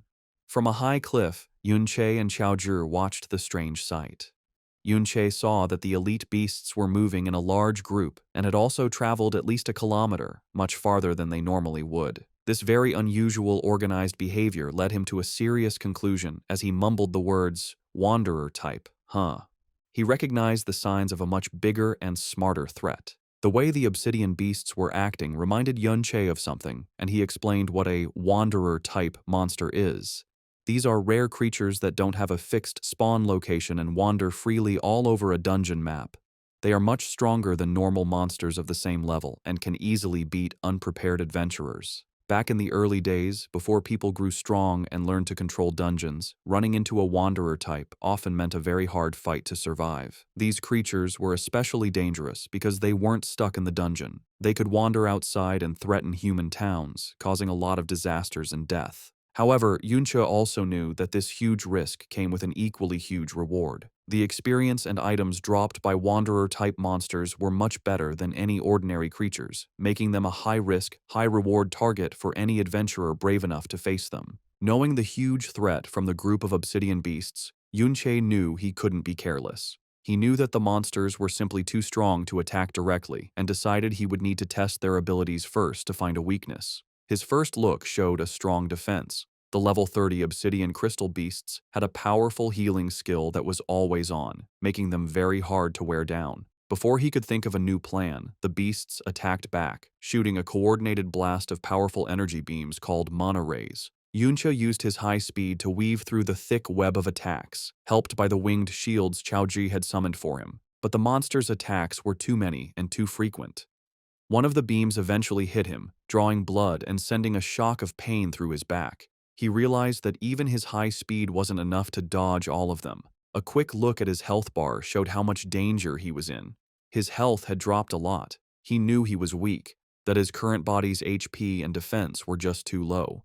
He understood that if it weren't for Xiaoji's surrounding shield, he would have been badly hurt by that single hit. Knowing he was too weak, Yunche tried a different plan. He summoned his undead army, a group of spooky skeletons in green flame, to hold back the obsidian beasts. But the power difference was too big. The elite monsters tore through his summons, and he could see the health bars of his skeletons dropping quickly. He realized with frustration that even his undead army couldn't hold the line against such strong enemies. He made a smart retreat, noting that at least the powerful monsters were pretty slow, which gave him some time.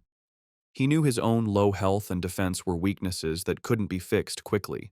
He decided that the only real way to beat these creatures was to rely on Xiaoji's defensive skills. To make that possible, however, his friend needed to level up. Yunche turned to Xiaoji and explained the new plan. They would go fight regular, weaker monsters first to get stronger. They moved to an area with weaker monsters, where Yunche pointed out a group of enemies he had seen earlier, saying they were perfect for helping Qiaoji level up. In group fights, the shield bearer is the main defense. Other classes count on the shield bearer to take damage, letting them attack safely from a distance. Following Yunche's earlier advice to aim for S rank, Qiaoji had been carefully putting all his new stat points into his defense. This special build, plus the armor they had stolen from the Ding family guards, was now showing how good it was. Qiaoji had built up the main defenses of a real shield bearer, and he could now easily block attacks from level 20 monsters, taking only a little damage. Under Yunche's experienced teaching, Qiaoji began to train hard to master his role as a shield bearer. From a distance, Yunche shouted instructions, teaching his friend the basics of a good defensive stance, telling him how to shift his weight, steady his body, and angle his shield to block a coming attack. Putting the lessons to work, Qiaoji successfully blocked a powerful hit from a crystal monster. He was happy to see a real result of his better skill. A message showed his shield's durability was going down much slower than before, but he was still inexperienced. As Yunche warned him to watch for follow-up attacks, the monster hit again, catching Qiaoji off guard and knocking him to the ground. Before the creature could land a final blow, Yunche jumped in, blocking the attack and saving his friend. He used the moment as another lesson, explaining why it's important to always guess the enemy's next move. He told Qiaoji to avoid big, sweeping movements with his shield, which would leave him open, and instead focus on smaller, more efficient blocks that would let him attack back. Patting his friend on the shoulder, he gave one last piece of advice: to stay alert, but keep his body relaxed, only tensing up at the exact moment of impact to save energy and react faster. The training continued without stopping. With a final encouraging pat on Qiaoji's armor, Yunche told him to keep up the good work. He stood behind his friend, always giving support and teaching him another key lesson for a shield bearer: to always keep an eye on the teammates behind them. Hearing this, a look of quiet determination appeared on Qiaoji's face. They put their training to use, fighting side by side against the dungeon's monsters. Yunche reminded his friend of a main rule of fighting: when stats are close, it is better skill that decides who wins. Their teamwork paid off. After beating another monster, Yunche leveled up once more, reaching level 22. He was happy with their progress. Now that Qiaoji could face enemies with confidence, it meant they could fight more efficiently, letting Yunche gain experience at a much faster rate too. The biggest growth, however, was for Qiaoji, who excitedly announced that he had finally reached the important level of 15. Reaching this level was a key moment. Qiaoji could now learn a new, powerful skill from one of the books they had stolen. He held up the glowing, rare skill book for shield armor, a skill that would add an outer layer of armor to his shield. This would give it huge amounts of durability and defense that grew with his own stats, making him an even stronger tank. With his level high enough, Qiaoji learned the shield armor skill, which was the last skill book he could use from the Ding family's collection. The new ability appeared as a layer of glowing green armor over his summoned shield, greatly improving its defensive power. Yunche also noted that the skill's defensive boost would be a huge help when they faced the obsidian beasts again. Meanwhile, in another part of the Crystal Pillar Canyon, a group of 3 men from the school's teaching team were watching the same group of elite obsidian beasts that Yunche and Qiaoji had seen earlier. The teachers were confused by the huge number of elite-level wanderer types gathered in one place. They decided that the monsters were far too dangerous for the students and that they needed to be killed. However, they knew how hard the job would be. While they were sure they could handle regular level 30 monsters, the elite-level wanderer types were a completely different story, much more powerful and unpredictable. Their discussion was cut short when they saw a student's distress signal flare up in the sky. Forced to change their plans, the teachers decided to stop their hunt and rescue the students first. As they got ready to leave, however, they showed their deep worry about the group of wanderers. They knew the monsters were a major threat, and that any student who stumbled upon them without knowing would be in serious danger. As the teaching team got ready to leave for the rescue, one of them, Pang Zheng, agreed that it was dangerous and offered to stay behind just in case. The team leader, Lei Li, was about to agree when they were interrupted by Yunche and Qiaoji suddenly appearing. Yunche shared his own worry, suggesting that he and Qiaoji could keep watch on the group of wanderers instead. He reasoned that if the rescue party ran into another group of powerful monsters, 2 teachers alone might not be enough to handle the situation. He walked up to the surprised teachers and calmly explained his idea. He told them that the wanderer types were not very fast, and more importantly, had not noticed their presence yet. He promised them that as long as he and Xiao Zhi kept a safe distance and simply watched, they would be perfectly fine, and urged the teachers to go on ahead without worry. After hesitating for a moment, the teachers agreed to the plan. However, before they left, Lei Li gave Yunche a very serious warning. He stressed that the monsters were extremely dangerous and that Yunche and Xiaozhi must absolutely not act on their own or try to fight them. He repeated that they must stay hidden because if the powerful creatures spotted them, they would have no chance of escape. As the teachers hurried away, one of them yelled a final, desperate warning for Yunche to hide well, telling him he would have no way to escape if the monsters found him. But Yunche had no plans to hide. As soon as the teachers were gone, he started his own attack on the group of obsidian beasts, confidently saying that it was the monsters who wouldn't be able to escape from him. He put their new plan into action. He summoned his undead army to act as a front line, taking the first wave of Manhwa attacks from the powerful beasts. This time, however, the skeletons were not alone. Xiao Ji, who was now a very strong tank, used both his surround shield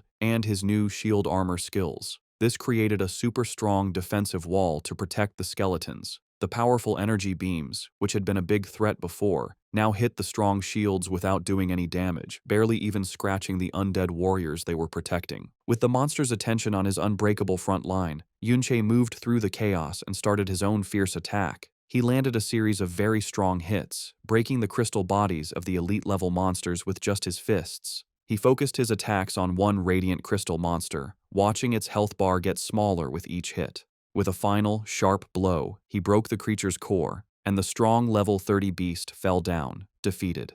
It dropped a beam of light, which meant there was valuable loot. After successfully beating one of the powerful Wanderer-type monsters, Yunche felt good. He noticed that he was getting more and more used to his new support class, skillfully using his own attacks with Xiaoji's defenses and his undead army. However, he knew his current power level was still much weaker than what he had in his past life. While his reversed skills let him increase his attack power a lot, he was still held back by the naturally low base attack of a support class. He wished he had a way to increase his basic damage even more. He thought about his other gains from the battle, like the titles he had earned for beating powerful monsters. The victory had also given him another level up, and he was happy to see just how much experience the rare elite-level monsters gave. As he walked up to the monster's body to pick up the dropped items, a message confirmed he had successfully gotten the valuable rewards. As Yunche looked at the loot from the defeated monster, his eyes widened in surprise. He had gotten a powerful weapon with high attack, a huge, glowing pink crystal longsword that gave him a massive plus 552 bonus to his attack power. A slow smile appeared on his face as he realized this was the perfect answer to his problem. This one weapon would be more than enough to make up for his class's naturally low base attack power. He equipped the sword, and it changed in his hands, becoming a larger, more threatening blade that crackled with dark purple energy. With this new power, he was sure that future fights would be much easier. However, his luck wasn't perfect. He looked at the other item that dropped, a skill book, but was disappointed to see it wasn't the specific gravitational pull skill he had been hoping to find. He guessed that the chance of that particular skill dropping must not be very high. As he stood on the cliff edge, wishing for better luck and a chance to hunt more of the high-reward wanderer monsters, his thoughts were cut short. A bright red, firework-like explosion suddenly lit up the sky in the distance, and it immediately caught his attention. Yunche right away recognized the flare in the sky. It wasn't just any distress signal. It was the special kind of flare that only the school's teacher teams had, which meant they were in serious trouble. The teachers, who had gone to what they thought was a student's distress call, found themselves in a very bad situation. They had stumbled upon a huge group of the elite wanderer-type monsters, all gathered around a single cave entrance. They couldn't understand why so many of the powerful creatures were all there. Soon after, Yunche, Xiaozhi, Yunsha, and Yunyin also arrived. They were just as confused by the huge number of monsters gathered in one place. One of the teachers explained that they had just arrived after seeing the signal and didn't know what was happening yet. He pointed towards the cave, explaining that the signal was coming from inside and that the students they had come to rescue must be trapped in there. Another teacher explained their bad situation. They were trying to organize a rescue, but the group of monsters was simply too big. Even with all the teachers together, they didn't have enough people to break through. Seeing the powerful Yunsha and Yunyin arrive, one of the teachers looked to them for help, saying it would be a great help if they could assist in the rescue. Without hesitating, Yunsha accepted the teacher's request, saying that saving fellow students was their duty. She immediately took control of the battle, summoning a glowing, star-shaped magic object and using a powerful area-wide buffing spell called Starlight Mystic Art. The spell washed over the teachers and students, wrapping them in a golden light that greatly increased their spirit and attack power. The pure strength of the buff stunned everyone, who recognized it as an epic-level skill at the very least. With her allies now stronger, Yunsha turned her attention to the monster group, using a powerful attack spell, Gravitational Pressure, that crushed a huge area of the Wanderer beasts. At the same time, Yunyin joined the fight, using her own devastating attack, Hidden Thorn, which instantly destroyed a level 30 radiant crystal spike, showing her own incredible power. The combined strength of their attacks was amazing. The other students and teachers could only watch in awe as the once unbeatable monster group was destroyed. One of the students said that with this level of power on their side, they should be able to rescue the trapped people now, and he praised the amazing strength of Yunyin and Yunsha. Watching the incredible display of power from Yunsha and Yunyin, Yunche was very impressed. He noted that not only was their equipment top level, but their skills were as well. He concluded that with their help, the rescue would succeed without any problems, even if he wasn't there. With the immediate problem handled, Yunche's attention turned to the bigger mystery. As the rescue team moved toward the cave, he wondered what could have possibly attracted so many powerful wanderer-type monsters to gather in this specific spot. Deciding to investigate on his own, he told Xiaozhi to stay with the main group while he went ahead to scout. Yunche then used his newly upgraded ability, Mirror Walk, and phased out of reality and into the parallel mirror dimension. He looked at the strange, purple-colored landscape, realizing that the dungeon's crystal structure gave him plenty of reflective surfaces, letting him enter the mirror world at any time. However, he also knew there were limits to this power. He hadn't yet figured out how to leave the dimension whenever he wanted, remembering how he was thrown out when the timer ran out during his raid on the Ding family's house, and he couldn't get back in. As he moved through the mirror version of the cave, passing by the ghostly, untouchable phantoms of the other adventurers, he noticed something strange. The people had phantoms, but the monsters did not. Looking closer, he saw that the bodies of the monsters he had killed before existed physically in this dimension. This led him to a key understanding of his ability's rules. Besides himself, it seemed that other living things did not have a physical form in the mirror world, only their dead bodies. Moving silently and unseen through the mirror world, Yunche followed the ghostly phantoms of the other adventurers into the cave. He quickly recognized them as the group of senior students, including the one called Little Z. He figured that they must have been the ones who attracted the huge group of wanderer monsters, and, finding themselves overwhelmed, had fired the distress signal. From where he was, he could see they were using the narrow space of the cave to hold their ground, which should keep them safe for a short time. However, the main mystery was still there. What could possibly be inside the cave that would attract so many of these powerful creatures? He kept going, moving deeper into the mirror version of the cave to investigate. The confusing crystal landscape made it hard to find his way, with the endless reflections making it difficult to judge things. Suddenly, he froze, his eyes widening in shock and disbelief. He had found something completely unexpected, something that shouldn't be in a place like this at all. As he went deeper into the cave in the mirror world, Yunche's eyes widened. He had found the dungeon's true treasure, a huge vein of special, glowing green crystal ore. Now he understood why Little Z and his group had risked so much to come here. Dungeons often have special resources that don't exist in the real world, which are used to make powerful and unique equipment. The green ores were one such resource, worth far more than gold. As he looked at a green crystal, a message popped up, calling it a mirror image crystal ore. The message confirmed he could loot it and take it out of the mirror world, but more importantly, it asked him, "Return to the real world from here?"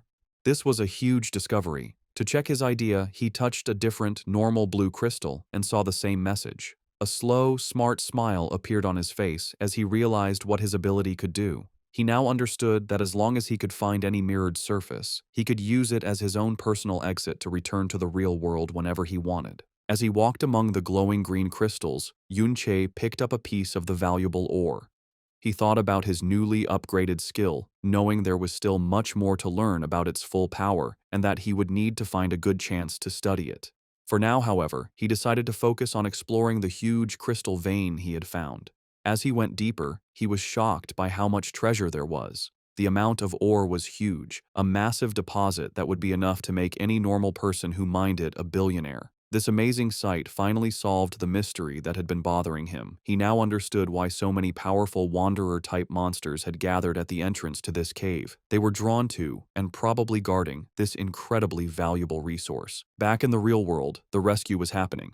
Yunsha kept using powerful spells like gravitational pressure to crush the Wanderer monsters, while Yun Yin followed up with her own deadly dual blade dance that tore through the remaining enemies. Not happy with just helping her allies, Yunsha also showed her own attack power with Star Rain Art, a devastating spell that hit a wide area. The students and teachers watching were completely stunned, wondering if all of the girls' skills were epic level, as their power was much greater than the teachers'. With a final, huge, cross-shaped slash, the last of the Wanderer beasts at the cave entrance was destroyed. The path was now clear for the rescue team to go in and get the trapped senior students, who were huddled together, tired but alive. As the rescue party led them out, one of the seniors, Little Zai, said he was very relieved, saying that he thought he was going to die in the cave. However, the always careful Yun Yin was quick to stop his relief, warning him not to relax. She pointed out that they still had to fight their way out of the dungeon, and that everyone was already tired from the last battle. Yunsha agreed, but added with a confident smile that with their help, the escape should be much easier than their last struggle. As the rescued senior students were being led out of the cave, Yunsha's eyes suddenly widened, a look of surprise and worry on her face as she sensed something was wrong. Her bad feeling was right, as the students behind her let out terrified screams. The reason for their terror was a horrifying sight. The path ahead, which had been cleared just moments before, was once again full of an unbelievably large group of the elite Wanderer-type monsters. It was as if every single Wanderer in the whole dungeon had suddenly gathered in this one spot, completely blocking their path to safety.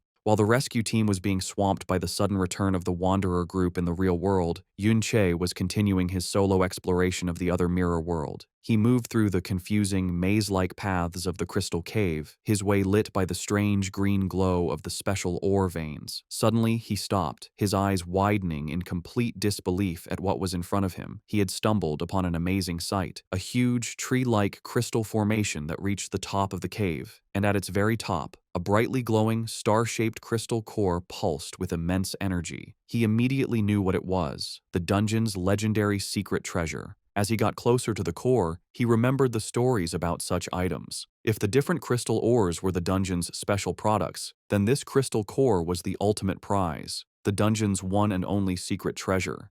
These treasures are the condensed form of all the special products in a dungeon, taking a very long and unknown amount of time to form. They are so rare that a normal person might never see one in their whole life. Most importantly, every secret treasure, without fail, has a unique and powerful special effect.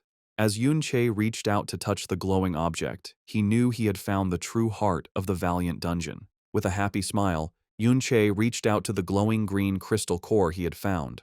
A system window appeared, naming the item as the Mirror Image Crystal Core. It was a unique quality secret treasure that, when used, would permanently give a plus 110 boost to stamina, a plus 0.5 increase to mana recovery speed, and a 20% reduction in damage from light and electric type attacks. The description also said that it was a copy of the true secret treasure. Yun Che was thrilled with the discovery. He understood that the increase in stamina would greatly boost his maximum health, while the faster mana recovery meant he could use his powerful Trick Blade skill more often, increasing his damage. With a smart grin, he focused on what he thought was the most important effect, the 20% damage reduction for light and electric types. He knew that percentage-based damage reduction was an incredibly rare and valuable effect, even among the very best equipment. To make it even better, as a consumable secret treasure, it wouldn't even take up one of his valuable equipment slots. However, as he held the treasure, a strange thought came to him. He knew that just as the crystal ores had attracted the Wanderer monsters, a secret treasure this big should logically be protected by a monster whose strength was much greater than the Wanderers he had seen. Deciding not to stay long, he got ready to use the secret treasure and then get out. A system window gave him two choices, to either loot the item for later or use it right away. As he went to choose use, another message appeared, revealing a surprising rule. Using or taking the item would require using up 10 minutes of his remaining mirror walk time, which caught him by surprise. Back in the real world, just as the rescued students were starting to feel a sense of relief, a deep and powerful rumbling sound suddenly shook the whole cave. The teachers and students looked up in terror, and even the very powerful Yunsha and Yunyin were frozen with looks of shock and alarm. From behind the huge crystal formations, a new, huge threat appeared. It was a giant monster, a much larger and more threatening version of the wanderer beasts they had just fought, crackling with dark purple energy and making everything else in the cave look small. The group immediately understood the horrifying truth of their situation. They had stumbled upon the Lord of the Wanderer species, a powerful, hidden boss of the dungeon. The teachers and students knew how bad their situation was. They were facing a wandering lord, a rare hidden boss that was separate from the dungeon's main boss. A creature like this is much stronger than a normal boss, and this one, with its huge army of elite followers, was a threat they couldn't hope to fight against. Panic started to spread. One of the students cried out in fear, saying he thought wandering lords only showed up in high-level dungeons. The fear was spreading, and the others began to lose hope, believing they were all going to die. Just as they were about to fall apart, Yunsha's calm, strong voice cut through the chaos. She told everyone to calm down, reminding them that the most important thing was to work together to escape. Taking control, she pointed to a narrow canyon, saying it was their only way out of the basin they were trapped in. She explained a clear plan. As long as they could break through the line of monsters and get out of the basin, their faster speed would let them get away easily. With a final encouraging shout, she used her powerful starlight mystic art again, strengthening the whole group. She ordered everyone not to hold back and to push forward with all their power towards the canyon exit. Inspired by Yunsha's leadership, the teaching team leader, Lei Li, jumped into action. Saying they had to at least get the students out safely, he turned on his light refracting shield. He announced that the teachers would take turns leading the attack, with him going first, and he rushed into the group of monsters to make a path. The other teachers and students followed close behind, their combined attacks creating a powerful push forward. Support class members cast healing and defensive spells on the frontline fighters, making sure they could keep moving. Surrounded on all sides, the group formed a tight defensive circle, slowly but surely pushing their way towards the canyon exit as the teachers urged them to hold on. Just as it seemed they might break through, the huge wandering lord stepped in. It let out a mighty roar, a skill called Battle Cry Rally. In response, the regular crystal monsters from all over the dungeon, which had been inactive before, suddenly started moving and began marching towards the basin. They poured into the canyon, their huge numbers forming what seemed like an endless wave of new enemies that completely surrounded the trapped rescue party. The students and teachers could only watch in despair as their escape route was cut off by thousands of new monsters, wondering where they had all come from. The already bad situation for the students and teachers got even worse. The huge wandering lord used a new ability called Crystal Aura. A massive red aura surrounded all the nearby monsters, strengthening them with a huge 20% increase to their health, attack power, and defense. The students on the front line were immediately beaten, crying out in shock at how much the monster's attack power had suddenly increased. The stronger group quickly got its first victim. A teacher was pierced by several energy beams, screaming that the damage was too high to be healed before he was completely beaten by the attacks and killed. A nearby student shouted in horror, announcing that a teacher was dead. As panic threatened to break them apart, Yunsha took control once more. She ordered the shield guards to the front to form a defensive line and told the priests to focus their healing on the shield bearers to keep them standing. Even with her strong commands, Yunsha knew their situation was very bad. She thought that everyone was already tired and they were now just barely holding on. Most terrifying of all, she realized that the wandering lord itself had not yet really started to fight, and they were already being pushed to their limit by its strengthened followers alone. Even with their best efforts, the combined forces of the students and teachers were no match for the strengthened, endless group of monsters. One of the teachers, his face serious, said that their efforts were useless and that they couldn't possibly break through at this rate. Seeing that a group defense was pointless, one of the more cowardly teachers decided to leave the group. He turned on a stealth skill, saying that it was every man for himself now. He tried to run, attempting to sneak past the monsters and escape on his own. The teacher, Lei Li, shouted after him, warning him that his stealth skill wouldn't last long enough for him to get away. His warning turned out to be tragically true. The running teacher was immediately spotted by a smaller, turtle-like crystal monster that came out of the ground, blocking his path. As the teacher froze in terror, the huge wandering lord, which had been watching the battle until now, finally made its move. It shot a devastating beam of pure energy that hit the ground where the lone teacher stood. The teacher was instantly destroyed, blasted directly into ashes by the overwhelming power of the lord's attack. The blast was so powerful that it not only killed the teacher, but also brought down the entire canyon, completely sealing the only escape route with a massive rock slide. The remaining students and teachers could only stare in horror at the unbelievable, terrifying display of power. One of them, his face a mask of despair, stuttered that they could no longer escape. Having sealed their only escape route, the huge wandering lord turned its attention to the trapped adventurers, its crystal eyes glowing as it charged another devastating energy beam. One of the students screamed in complete despair, believing it was over and that they were the next target. With no way to dodge the attack, the group prepared for the unavoidable, knowing they couldn't possibly block a blast that big. But at the last second, one of the students summoned a massive, fancy, giant shield that appeared in front of them. The shield, an epic quality, level 70 piece of equipment called the Rock Mountain Shield, had a huge amount of defense and resistance. The Lord's energy beam slammed into the giant shield with incredible force, pushing it back and threatening to break it. The teachers and stronger students rushed forward to hold the shield, knowing that if it fell, they would all be finished. Yunsha, her face strained with effort, explained their desperate plan. The shield was a level 70 piece of equipment, so its durability was sure to be high. However, because its level requirement was so high, no one in the group was actually strong enough to properly equip it and get its stat bonuses. This meant they had to physically hold the massive, hard-to-move object in place with their own strength. She knew this was only a temporary solution, a desperate move that could only buy them a little bit of time. As the students and teachers desperately held the line against the Wandering Lord's attack, their spirits began to break. One of the rescued seniors questioned why a monster of this power was even in the school's dungeon. Another student, his face a mask of terror and anger, turned on the teachers, blaming them for their situation and questioning why they had been brought there in the first place. One of the teachers, his face serious, wondered if their long struggle to save the trapped students had all been for nothing. The teacher, Lei Li, looked on with a pained expression, his only comfort being that at least the two younger students, Yun Che and Xiao Zhi, were safe and wouldn't run into this danger. His thought was immediately proven wrong. To his complete shock, Xiao Zhi suddenly appeared at his side, pushing him out of the way of an incoming attack. Lei Li couldn't understand how the boy, who was supposed to be waiting by the valley, had gotten there so quickly. As another monster attacked, Lei Li shouted a warning. Xiao Zhi reacted instantly, shouting the name of his skill, "Surround Shield," to protect the teacher. However, the monster's attack was too powerful, shattering Xiao Zhi's defenses and breaking the group's perimeter. With their formation broken and their main tank hurt, the group was left completely open. There was no one left who could stop the advance of the Wanderer group. With their defensive line shattered, the group was left completely open, with no one left to stop the advance of the Wanderer monsters. In a desperate act of bravery, Xiao Zhi single-handedly charged the monsters, successfully blocking several powerful attacks and protecting the injured teacher, Lei Li.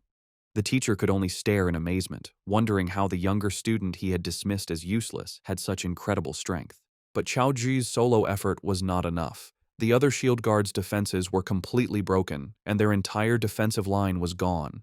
Xiao Zhi himself was finally beaten, his armor breaking as he was sent flying by a powerful blow. He lay on the ground, bleeding and defeated, as the monsters prepared to deliver the final blow. Seeing their last line of defense fall, one of the teachers, his face a mask of sweat and terror, said that their situation was now truly hopeless. Just as the monsters were about to overrun the defenseless group, a blur of motion cut through the chaos. To the amazement of the teacher, Yun Che appeared, standing on top of the body of a defeated monster. He held his massive, glowing crystal longsword, his eyes showing a cold, deadly calm. He looked down at his beaten and bleeding friend, Xiao Zhi, and praised him for his bravery. He then turned his attention to the monster group, his voice filled with strong confidence, and said, "Leave the rest to me." A short time ago, back in the mirror world, Yun Che stood before the crystal core. He realized that since he had found the replica, the original, real-world version must still exist. This meant that with his mirror world ability, he could effectively double his harvest of any valuable resource. However, he knew there were limits. He had gathered 75 pieces of the valuable crystal ore, but bringing them all out would require 750 minutes of mirror walk time, far more than he had. He understood that, like the crystal core, each piece of ore cost 10 minutes of his time to bring out. Faced with this limit, he made a choice. He would loot the real-world crystal core, but for now, he would use the replica he found in the mirror world to get its powerful buffs right away. A system notification confirmed that he had used both the real and mirrored versions of the core, which doubled the stat increases and gave him a powerful 40% immunity to light and electric type damage. After using the core, as he stood on top of the massive crystal formation in the real world, he suddenly felt a powerful vibration shake the whole cave. His eyes widened in alarm as he sensed the new disturbance. Wondering what had happened, he jumped into action, diving off the crystal formation to find the source of the noise. As he leaped from the crystal formation, Yunche decided to test his new ability to exit the mirror world whenever he wanted. He phased through the crystal walls, entering the parallel dimension once more, and noted that he still had almost 13 minutes of his mirror walk time left. With a confident smirk, he confirmed another key part of his power. As long as he had time left on his mirror walk, he could enter and exit the dimension at any time. The ability would only go on cooldown once the entire time was used up. He immediately tested this, phasing back through the crystal walls and successfully returning to reality. When he returned, however, he saw a shocking sight. The number of monsters had grown hugely, far more than the crystal ore alone could explain. Towering over them all was the giant Wandering Lord, and Yunche finally understood that this creature was the true source of the dangerous feeling he had felt from the very beginning. Realizing the huge danger, his first thought was for his friend. He knew that Xiaoji and the others were in great danger, but with his new control over the mirror world, a new plan began to form in his mind. Knowing he could now enter and exit the dimension at any time, he saw a chance to turn the tables on the seemingly unbeatable boss. With his new control over his ultimate skill, Yunche came up with a new strategy. He began to phase in and out of the mirror world, using the other dimension to instantly move around, easily dodging the monster's attacks before reappearing in the real world to strike. This hit-and-run tactic was very effective. After taking down several more of the elite monsters, he reached level 24. He took a moment to check his new power, calculating that with his increased mana and the doubled mana recovery from the crystal cores, he could now stack his Blade of Trickery skill to get a huge 330% increase in his attack power. However, Yunche stayed realistic. He knew that while his current power was crazy, it was still not enough to face the giant Wandering Lord, a creature even stronger than a normal dungeon boss. He decided that he would need to reach at least level 30 to have a real chance of winning, and he knew he was still a long way from his goal. The story then returns to the desperate moment in the real world, with the students and teachers about to be killed. Just as all hope seems lost, Yunche exits the mirror world for the final time and appears in the middle of the battlefield. Standing on the body of a defeated monster, he looks at his beaten but brave friend, Xiaoji, and praises him for his courage. With strong will, he tells his friend to leave the rest to him, ready to face the huge group of monsters alone. Exiting the mirror world for the last time, Yunche landed firmly on the ground, ready to fight. He immediately took charge, telling those with support skills to buff him while he took on the Wanderer Horde. Yunsha and Xiaoji reacted right away. The powerful high-level student used her Starlight Mystic Art, while Xiaoji cast his defensive Surround Shield and Shield Armor, both skills buffing Yunche with a big boost to his spirit and attack power. Now stronger, Yunche became a storm of destruction, his massive crystal longsword cutting through the groups of elite monsters with ease. He knew that while the number of enemies was ridiculous, he was no longer in any real danger. After using the 2 crystal core secret treasures, his health was several times higher than before, and his 40% damage reduction against the monster's light and electric attacks made him very tough. His only frustration was that the monsters were immune to the confusion effect from his Chaotic Thorn skill, which would have made killing them much faster. The other students and teachers could only watch in shocked silence. The teacher, Lei Li, and the other seniors who had previously looked down on him were in complete disbelief. They checked his status bar and confirmed he was a support class chanter, but they couldn't understand how his attack power was so high, or what strange skill let him seem to teleport around the battlefield by phasing through the mirror world. Lei Li, his arm bleeding from an earlier injury, looked on with a mix of shock and awe. He couldn't believe that the younger student he had been so worried about was actually this strong. With his new power and toughness, Yunche became an unstoppable force, tearing through the endless group of elite wanderer monsters. The sheer number of high-quality enemies gave an incredible amount of experience, and he found himself leveling up at an amazingly fast rate. Yunsha, who had earlier identified him as the intruder at the Ding residence, could only watch in amazement. She had first thought he was just a bold thief, but now she had to admit that his strength was far beyond anything she could have imagined. Yunyin was just as stunned, left speechless by the incredible display of power from the boy who shared her last name. Yunsha continued his non-stop attack, phasing in and out of the mirror world to move and strike, his movements a blur of purple energy. He gained level after level, one after another, quickly reaching level 28. The other students and teachers, who had been about to die just moments before, were completely shocked. One of the teachers, Lei Li, wondered if Yunche was some kind of high-level support from outside, but then remembered seeing him before and realized he was a student. His companion, Little Z, was even more shocked, unable to believe that a mere student could have such huge power. Despite Yunsha's incredible performance, the Wandering Lord was still a massive threat. As the giant beast got ready to shoot another of its devastating energy beams, the students and teachers cried out in alarm. Yunche, his face serious, knew that even with all his recent power-ups, he would not be able to survive a direct hit from that attack. As the Wandering Lord began to move forward, its energy beam still blazing, the students and teachers behind their makeshift shield wall knew their time was running out. Once the giant beast got close, the two shields would not be enough to protect them. The teacher, Lei Li, seeing that Yunche had greatly reduced the number of smaller monsters, shouted for everyone to break out and head for the other exit. He knew that no matter how strong the mysterious student was, there was no way he could fight the Wandering Lord alone. However, his plan was immediately met with pushback. One of the other students pointed out the problem. The two massive shields were too hard to move. If they left them to make a run for it, they would be completely open to the Lord's devastating attacks. Another student added that the shields were too heavy to be carried and could only be moved by storing them in an inventory, which none of them could do. Just as their argument got heated, a calm voice cut through the chaos, telling them to leave it to him. It was Yunche. He laid out a new, selfless plan. He would attack the Wandering Lord to get its attention, giving the rest of them a chance to retreat. The teacher, Lei Li, was stunned by his sacrifice, asking what would happen to him if they all ran. Yunche explained his thinking. He knew from his past life that if a Wandering Lord isn't dealt with, it will eventually gather all the monsters in the dungeon and wander into the outside world, causing a major disaster. With a look of serious determination, he declared that he would stay behind and kill the beast himself.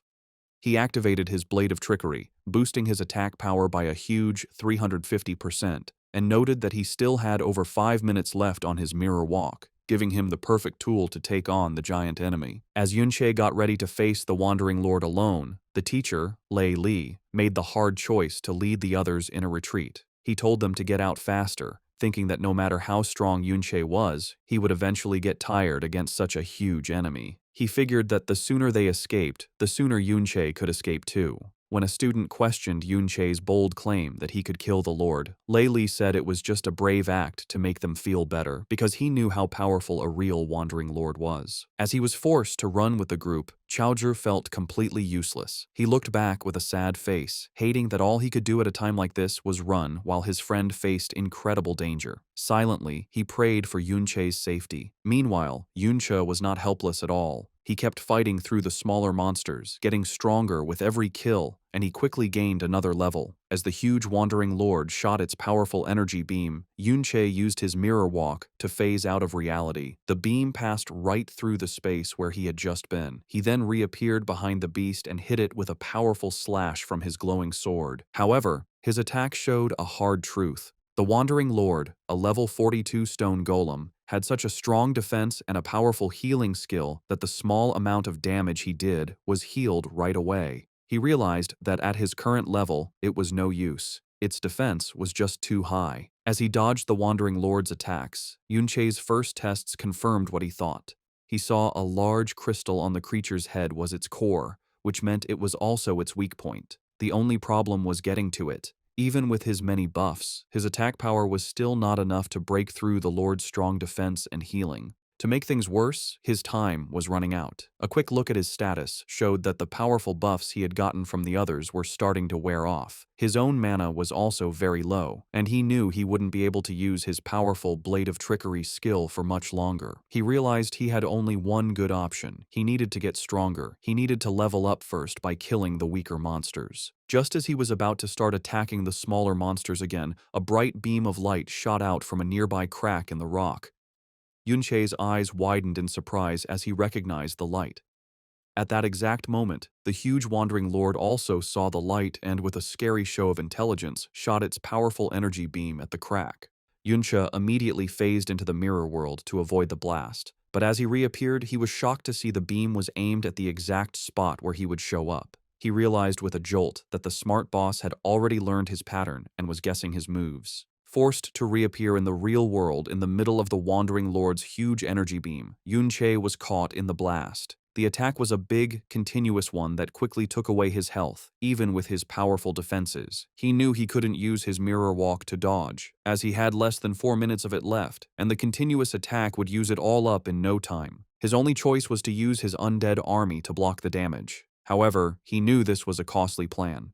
Bringing his summons back to life would use a lot of his already low mana, leaving him with nothing left to build up his attack power for a counterattack. He began to wonder if he should retreat and regroup first. Just as he was about to be beaten, another powerful blast hit the Lord's attack. To his surprise, he saw that Yunsha, Yunyin, and even Xiaoji had come back to the fight. Yunsha explained with a playful smile that this little brother of his, meaning Xiaoji, had begged and pleaded for them to come back and help him. Xiaoji, with his back turned, quickly said that he hadn't begged. He explained that since the number of smaller monsters had gone down, the rest of the group now had enough people to escape on their own, which meant he was free to come back and help. Hearing his friend's brave decision, a real, thankful smile appeared on Yunche's face as he simply said, "Thanks." With their group now stronger, Yunsha took a commanding position. She told Yunche that the hidden boss was still too dangerous and that she and the others would cover him so he could make a slow retreat. However, Yunche completely refused her offer. He said that with their help,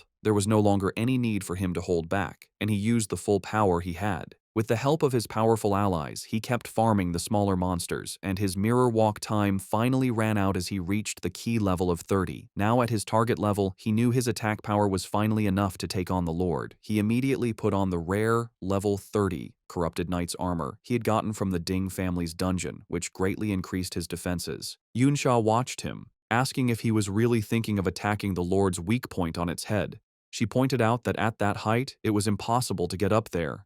But Yunche was one step ahead. He revealed that he had already gotten the tool he had always wanted, the Gravitational Pull skill book, which he had looted from one of the Wanderer monsters. The skill let its user pull a target object towards them. More importantly, its reversed form, gravitational traction, did the opposite, pulling the user towards the target, with the pull getting stronger the lower the user's strength. With this new movement ability, the Lord's weak point was no longer out of reach. He activated his Blade of Trickery, quickly building up his attack power, and with a confident smile, he promised the others that everything was under control. With his plan set and his power fully built up, Yunche reached out a hand covered in purple energy, aiming for the huge Wandering Lord's head. He then used his new skill, Gravitational Traction, and a powerful force grabbed him, pulling him forward with incredible speed. He shot through the air like a rocket, breaking the rocky ground as he flew right towards the giant monster. In an amazing show of skill and power, he landed perfectly on the Wandering Lord's head, putting himself right next to its glowing crystal core, his powerful sword crackling with energy and ready to strike.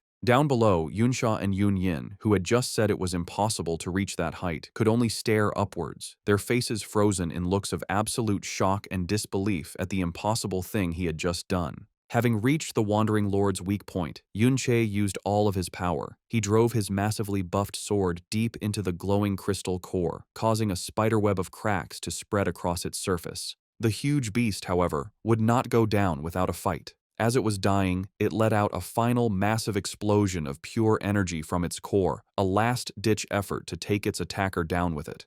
Yunche was caught in the center of the blast, his health dropping quickly as a flood of messages confirmed the massive, continuous damage he was taking. But his new defenses and increased health held strong. He gritted his teeth and survived the attack, and when the light finally faded, he was left standing, beaten but alive, while the Wandering Lord's massive crystal body broke into a million pieces. A series of messages confirmed his incredible victory. He had defeated the Wandering Lord, earning a massive bonus of 5,000 experience points and the respected title of Wanderer Killer. More importantly, the hidden boss had dropped 2 legendary quality skill books, Golden Light Shield and Angel's Protection, rewards of immense power and value. With a final, powerful strike to the Wandering Lord's core, Yunche used all of his built-up power. The giant beast broke into a million pieces, and the explosion of energy and experience instantly gave him 3 more levels, bringing him to level 33. The students and teachers watching were left in stunned silence. Qiaozhu could only say how incredibly strong his friend had become, while Yunyin and Yunsha couldn't believe he had actually managed to kill such a scary monster all by himself. As he stood among the falling pieces, Yunche saw 2 beams of golden light come from the monster's remains. He had gotten 2 legendary quality items, but before he could look at his new loot, he had to jump to safety as the huge, headless body of the Wandering Lord began to fall over. Yunsha shouted a warning, realizing that Yunche was still on top of the falling giant. With skilled agility, he expertly moved through the crumbling remains of the monster, jumping from one piece to the next until he landed safely on the ground. As the dust settled, a new, huge opening was revealed in the side of the mountain where the Lord had fallen. The inside of the mountain was empty, showing a vast, dark cave filled with the skeletal remains of both wanderer monsters and humans. Looking at the old battlefield, Yunche came to a serious realization. An even stronger, more ancient Wandering Lord must have been born here long ago. He now understood why there were so many intense battle scars all over the dungeon. As he looked at the old empty mountain, Yunche's eyes were drawn to a single figure outlined against the dim light at the very top. His heart skipped a beat as he recognized the armored warrior, still in a final defiant pose, his great sword stuck firmly in the ground. A system message confirmed the impossible. It was the body of Qiao En, who was also known by his nickname, Qiao Benben. Yunche could only whisper his friend's name in disbelief. The other students and teachers soon arrived at the scene, just as stunned by the sight.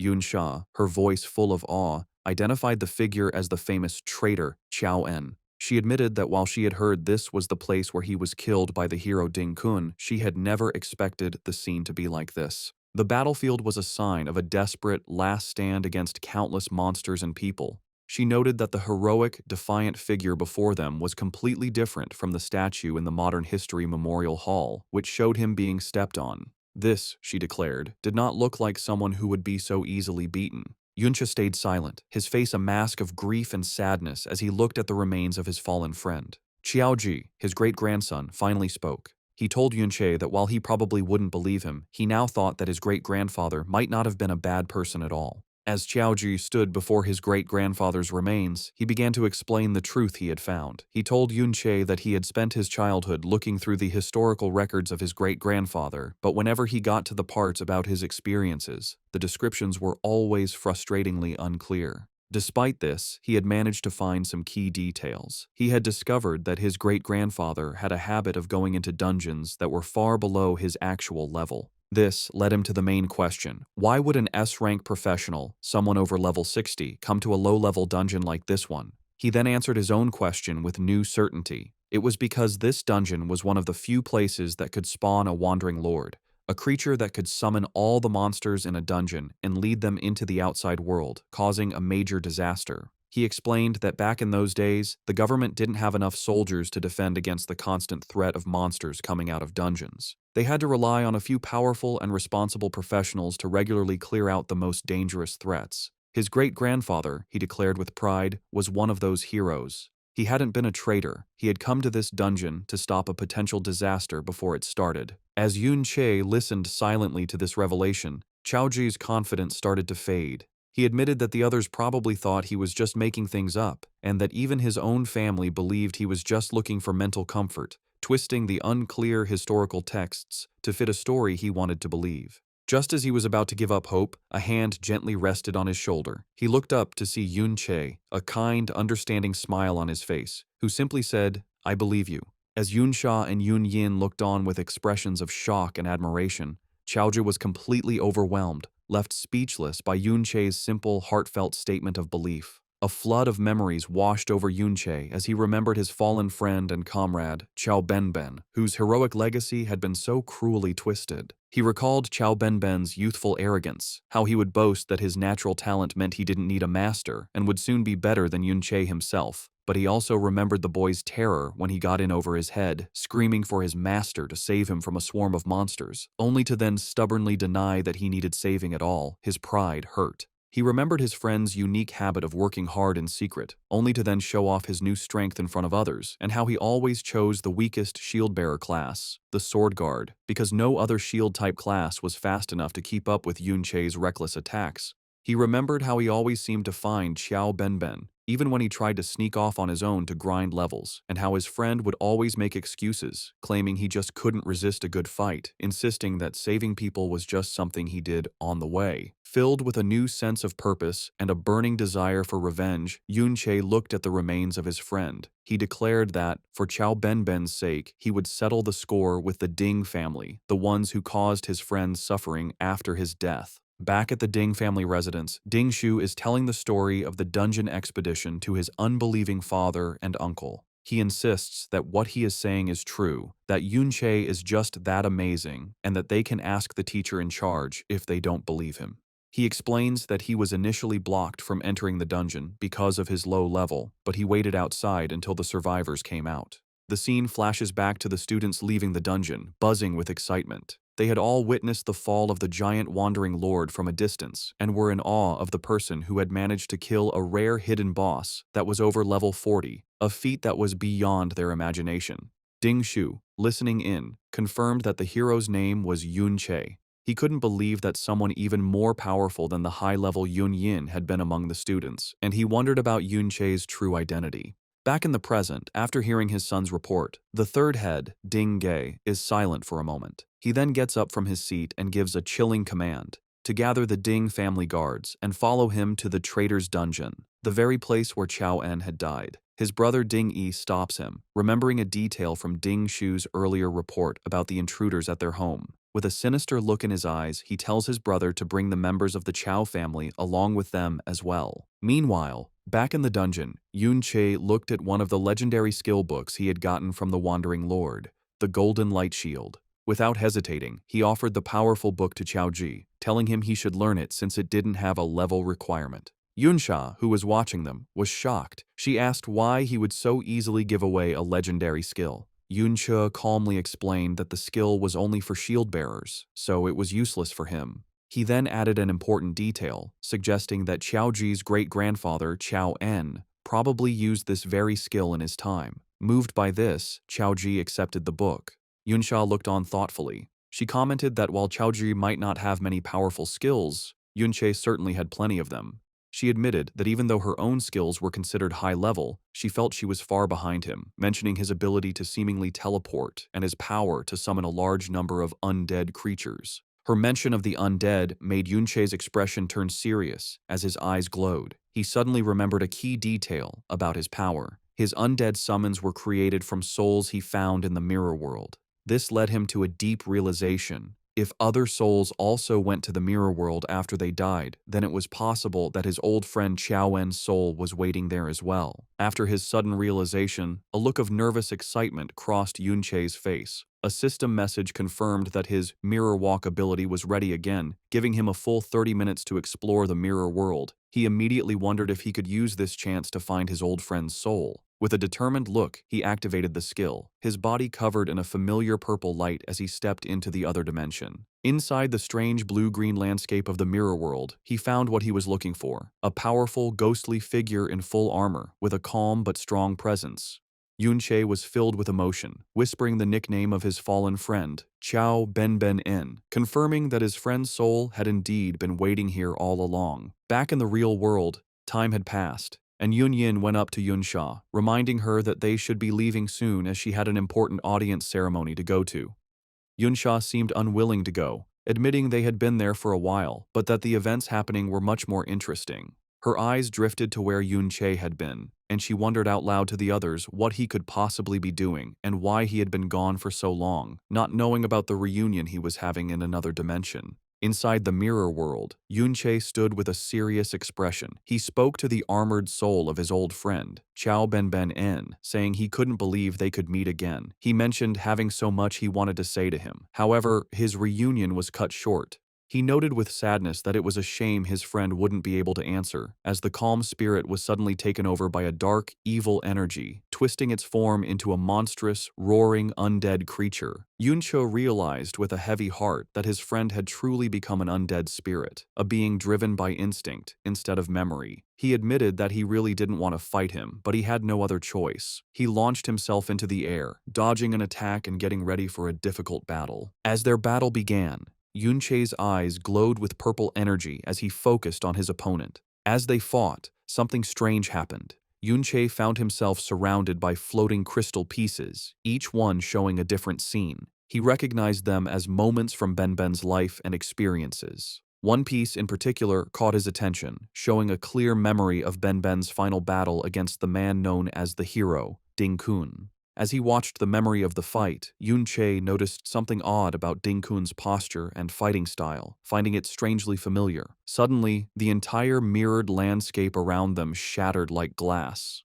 When the pieces settled, Yunche saw that the monstrous undead form had vanished, leaving only the calm, armored soul of Chao En standing before him once more. He was left completely confused, wondering what had just happened. Still trapped in the mirror world, Yunche hesitantly called out his friend's name again, only for the calm soul of Chao En to once more burst into a monstrous, roaring undead creature, swinging a shadowy purple energy blade. Yunche blocked the fierce attack, his expression serious as he realized the truth. The two then started a frantic battle, their purple energy-filled strikes clashing with immense force. Yunche understood that his friend was truly gone, with only his raw fighting instincts left in this evil form. Seeing no point in fighting the shell of his friend, he decided to retreat first. However, when he tried to leave, a system message appeared, telling him that he could not exit the mirror world from his current location. A wave of frustration washed over him. With no other choice, he accepted that he would have to fight. Meanwhile, back in the real world, Chaoji stood alone, a look of shocked determination on his face as he clenched his fist. His solitude was broken by the arrival of a large group led by Ding Ge and Ding Yi. One of them asked why Chaoji was all alone, and wondered out loud if Yunche had sensed their approach and run away in fear. Ding Ge looked down on the boy with a smug grin, saying that this was only half the fun. Chaoji, trying to act like he didn't know what was going on, asked Ding Shu why he had come and if he was also there to level up. Ding Ge scoffed at the act, telling the little brat from the Chao family to stop pretending. He directly accused Chaoji of being the one who helped Yunche sneak into his house and steal their property. When Chaoji tried to deny it, Ding Shu leaned in threateningly, asking if he thought he wouldn't recognize the sound of his screams. The threat sent a chill down Chaoji's spine, his face turning pale with fear. Brushing the matter aside with a cruel wave of his hand, Ding Ge announced with a sinister smile that none of that was important now, as he had brought Chaoji a little gift.